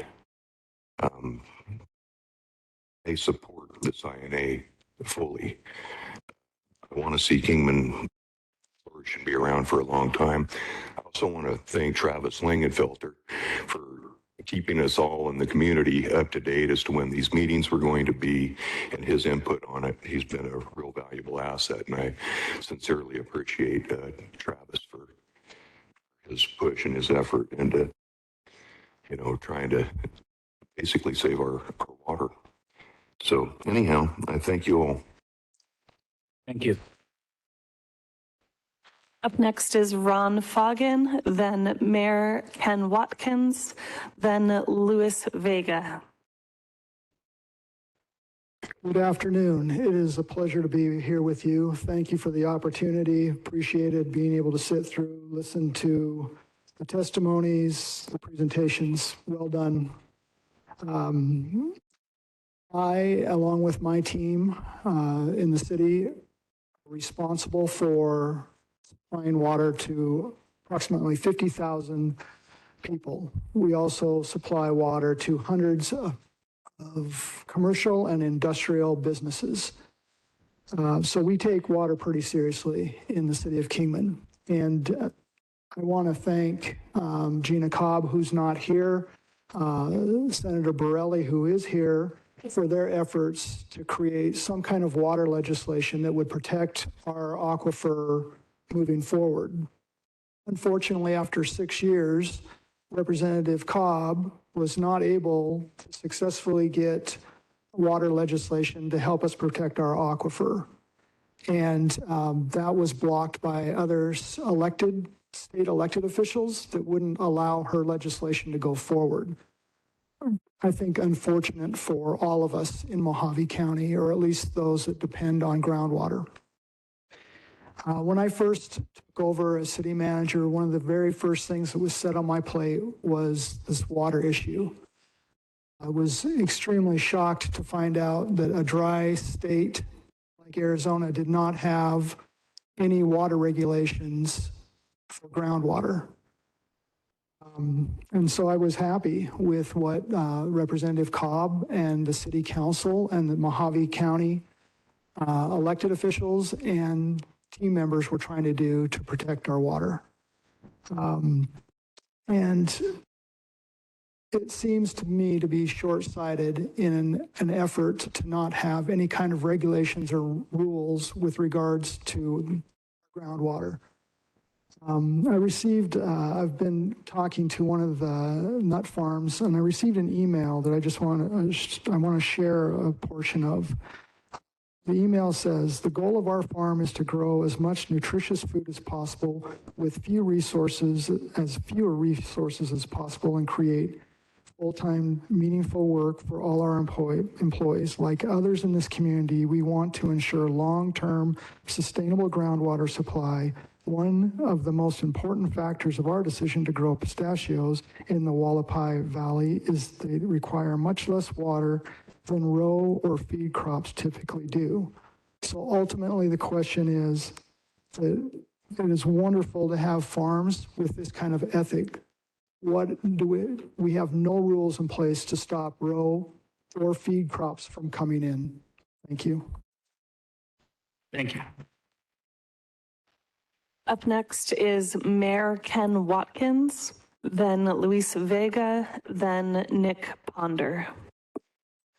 Good afternoon. My name is Ken Watkins, Mayor of the City of Kingman. Once again, we welcome you to Kingman and thank you for considering our request to form an INA for the Hualapai Valley Basin. And of course, again, echo what has been said already about thanking all those who have served, our veterans, and of course, thank those who are currently serving and protecting our freedoms. I was born and grew up in Phoenix, and I love the desert. I remember in my elementary years of school going on a field trip to Pueblo Grande Ruins on Washington, just past 44th Street. We learned that the people that had once lived there were called the Hohokam Native American tribe. Archaeologists think they lived in that area from 450 AD to 1450 AD. They were experts in irrigation and had the most extensive canal and irrigation system in the New World for their time. They used water from the Salt River. The Hohokam had to deal with the Salt River flooding in the spring and early summer and hardly any flow in the end of the year. Their society thrived because of their proximity to the Salt River. They left the area, one theory being a long-lasting drought of 75 years. In Yuma, we have a thriving agricultural community, supplying our nation with a majority of winter vegetables. They get their water from the Colorado River. We too find ourselves living in times of a severe multi-year drought. But we do not have a river to take water from. We have the Hualapai Valley Basin. It is literally the lifeblood of our community. We can theorize all we want on how much water is there, but no one knows for sure. The high desert is not the place to have commercial agriculture, especially with no proximity to a river. Finally, back in 2007, ranching and agriculture was negligible as a user of water from our aquifer. Now in 2021, commercial agriculture is using 60% or more of the water drawn from the Hualapai Valley Basin. I hope we can learn from the past. We support an INA. Thank you. Thank you. Up next is Luis Vega, then Nick Ponder, then Senator Sonny Borelli. Good afternoon. My name is Luis Vega. I'm a longtime Mojave County resident and a retired geologist. I've worked on a number of water studies in all of the basins in Mojave County. And I was really happy to hear the willingness of the agriculture sector to share information. It has not been that way in the past. As a matter of fact, some of the studies that I did was essentially no communication. So I'm really happy that communication is hopefully will be established between the different stakeholders, and we can get good data into the studies. Now, speaking of the studies, the slide that you had on recharge into the basin had areas in the center or close to the center of the basin where you said there was recharge. My experience is there's almost no recharge near the center of the basin because of the very fine sediments and the caliche layers. So I would hope that you have data that supports recharge from the center of the basin. And then your projections based on no growth in any sector. So the projection that you made for 100 years of water is that the city of Kingman would not grow, which I think is not realistic. I would imagine that the regulators that worked on the Colorado River Compact 50 or 60 years ago thought they had good data to make their projections. And now 50 years, 60 years later, we're suffering the decisions they made.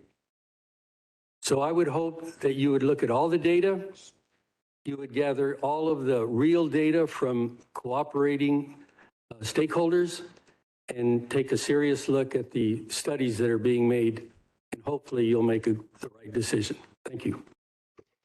Thank you. Up next is Nick Ponder, then Senator Sonny Borelli, and then Becky Gross. Good afternoon. My name is Nick Ponder. I actually represent Mojave County at the state capitol. So I just want to thank you for coming up here. Thank you for the opportunity. I cannot say anything better than the locals who have come here and lent their voices to their experience and their concerns regarding the status of the aquifer. I do, however, want to respond to a couple of things that I've heard in this meeting, as well as the meeting on September 20th, in an effort to correct the record. First, we've heard that DOR should allow farmers and interested parties to work this issue out. We've heard farmers make comments that they've been left out of the process. This is factually inaccurate. Since 1980, actually, when Bruce Babbitt, governor, signed in the Groundwater Act of 1980, he actually said at the time, as they walked out of the door, out into the sunlight, he said, "Now we need to talk about rural Arizona." It's 42 years ago. Since that time, and in the past, feverishly in the past decade, there have been efforts to address groundwater challenges at the state capitol. And at every turn, legislators like Sonny Borelli, Regina Cobb, Leo Biasucci, and other interested parties have been stifled in doing that by the folks that represent your industries. If you would like for this to happen, if you would like for these conversations to happen, I would encourage you to communicate that to those individuals who represent you at the state capitol, so that we can have some progress on groundwater management in the state of Arizona. One other thing that I would like to say is that I heard comments about accessing state funds to recharge the aquifer. Specifically at the September 20th meeting, there was a reference to the WIFA bill that was just passed last year, funding $1 billion for water. Only about $240 million of that is for rural Arizona, just FYI for those of you in the room. However, there's a provision within the statute that I left over at my desk or at my chair. There's a provision in the statute that prioritizes how those projects could be funded.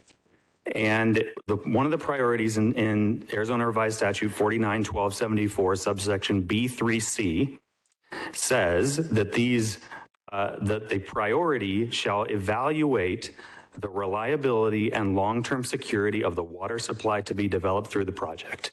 So I ask you, how is the county, who is in charge of taking care of the fine tax resources that you provide them, how are they able to get state investment to prove long-term security of that water supply if there is no protection in place underlying it, to ensure that somebody else cannot come in and withdraw the water that they've paid to put in the aquifer? So I just want to provide some clarity in those areas. The last thing that I'll say is that I believe that there is sufficient statutory authority for you guys to create an INA, just as there was when you did so with the Hualapai Valley Basin in 1982, when you take into consideration existing irrigation as well as the other users in the valley. I thank you for your time. Thank you. Up next is Senator Sonny Borelli, and then Becky Gross. Yes, thanks for having this today on a Veterans Day weekend. If you didn't, I would be still stuck in Phoenix, so thank you very much. And thanks for coming out here on a great weekend. This is Mojave County. We like our guns, and I doubt you're going to find a paper straw anywhere around here. But, regulations are supposed to make regular. Supposed to make even and balance. And what we have here is an unbalanced playing field. When the AMAs were started years ago, as Mr. Ponder was saying, they left rural Arizona alone. They kept it off the map. They kept it out of the conversation because I would venture to say the big strategy is when they need more water, they know where they're going to come and get it. So this INA is here to protect what is the status quo now. Every farmer that's here now is grandfathered in. What we're trying to prevent is those other people coming in from foreign countries, other companies coming from foreign countries, so on and so forth, to come here and expand. Because when these people come in, they're going to come into this valley like locusts. And we all know what locusts do. They will strip resources and then they're gone. And then what's left is what we have is dried up crops. And this is what we're trying to prevent. And you know, our farmers here have a vested interest in their own conservation, and they have done a phenomenal job in conservation. Matter of fact, Arizona is leading the conservation efforts, I think, more so than any other state in the union. But, you know, what we have here is a lot of unknowns. And when you have this many unknowns, you need to rule on the side of caution. And I think since there is really, your own analysis shows it's unsustainable for 100 years. And this is in current conditions with the simple what we have here now, which is actually no growth potential at all. We need to rule on the side of caution, and I ask that this be given favorable consideration for an INA for Mojave County. Now, I represent Mojave County, La Paz County, a portion of Yavapai County, and a portion of Maricopa County, which is Wickenburg. So actually, they gerrymandered my district to give me a little bit of Wickenburg in there. So actually, when I dress like this, I finally blend in my district, because I live in Lake Havasu, and so my district protects 3/4 of the west coast of Arizona. And we do not have the luxury of the water off the Colorado River. So when the Colorado River project was started years ago, that was basically to feed the thirsty city of Phoenix.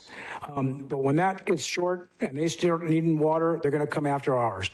We already saw that this last legislative session when they went after the Harquahala aquifer. Gina Cobb, myself, and Leo Biasucci had to fight like crazy to protect just the aquifers in my district, which is Harquahala, because big developers in the East Valley want our water. And they will come and get it no matter how they want it. They're going to get it. And we have to stand strong. This is why this INA needs to pass. Thank you very much. Thank Okay, the last speaker on our list tonight is Becky Gross. Hi, my name's Becky Gross. My family is 5th generation rancher. My son is 6th generation rancher here in Mojave County. I can't understand why everyone is attacking agriculture. Why are we always going after the agriculture? How about the subdivisions? There's 4 subdivisions that's intact right now, and the minimum is 250 houses. Each house for 2 people is 6,000 gallons per month usage.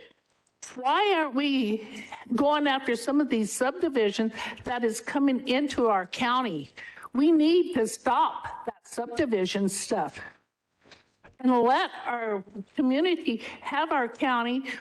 We ranch, we work with the farmers, we take care of the wildlife, we take care of our waters. We don't waste it.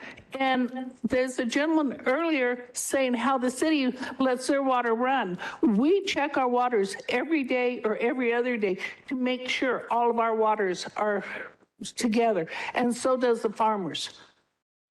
But these subdivisions is taking more water than the farms are, than the ranchers are. So you guys need to start looking at that entity too. And there's a lot that's on the Board of Supervisors that has subdivisions that's going in. So I'm against the INA. And I'm with the farmers and the ranchers that we don't need it. Look at their numbers, together with the farmers and all, and do a roundtable with them, do a roundtable with the ranchers, and see where our waters are going and how much we do use. Thank you. Thank you. Do we have any other in-person comment cards? Is there anybody else? Last call for in-person comment cards. All right, seeing none, let the record reflect that no one else in person wishes to speak. Moving on to our virtual speaker card. Do we have any? I'm seeing no. last call for virtual speaker cards. All right, seeing none, no one has indicated that they wish to speak or provide comment virtually. So let the record reflect that. Moving on to telephone. Do we have any telephone participants? Let the record reflect that we have no telephone comments. And the overflow. Do we or have we ever had an overflow room? Okay. Let the record reflect that we have never had an overflow room for this meeting. So as I mentioned earlier, written comments may be submitted until 5 p.m. on November 18th, 2022. If you would like to submit written comments after the close of the hearing, but no later than 5 p.m. on November 18th, 2022, please fax or email them to Sharon Scantlebury, Department Docket Supervisor. Her fax number is 602-771-8686, and her email address is scantlebury@azwater.gov. And as I've mentioned, her business cards with her contact information are at the front near the entrance and will also be on the slide presentation, the last slide, which we will see shortly. Thank you very much to all of you for participating in this process. Your comments will be considered by the director of the department. Information related to today's hearing will be posted on ADWR's website at the address shown on, not this screen, but the next screen. And we also have the QR code where that information will be posted. Once available, the recording from today's hearing will also be posted online, which you can access through the QR code. As I mentioned at the beginning of the hearing, all written comments should be addressed to Sharon Scantlebury, and I've provided her contact info. Director must issue written findings within 30 days after the public hearing. In making his determination, the director shall give full consideration to public comment and to the recommendations made by local political subdivisions pursuant to ARS 45-435, Section C. If the director finds that an INA should be created, the director must issue an order designating the INA. The director's findings and order must be published in a newspaper of general circulation in each county where the proposed INA is located once a week for 2 consecutive weeks, as well as file a true copy map depicting the boundaries of the INA with the Mojave County Recorder. The director's order is effective when published for the second time.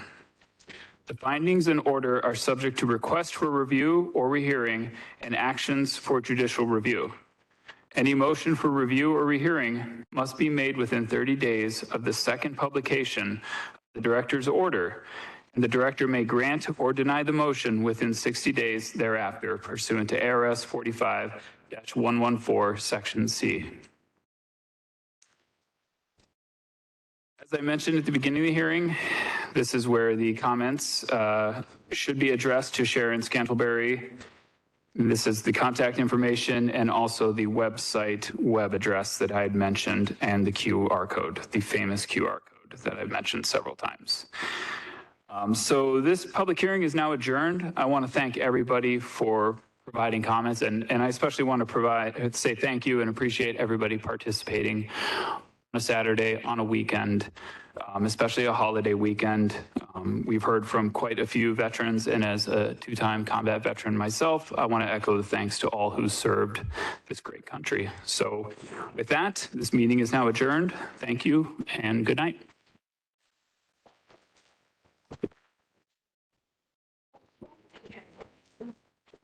No problem.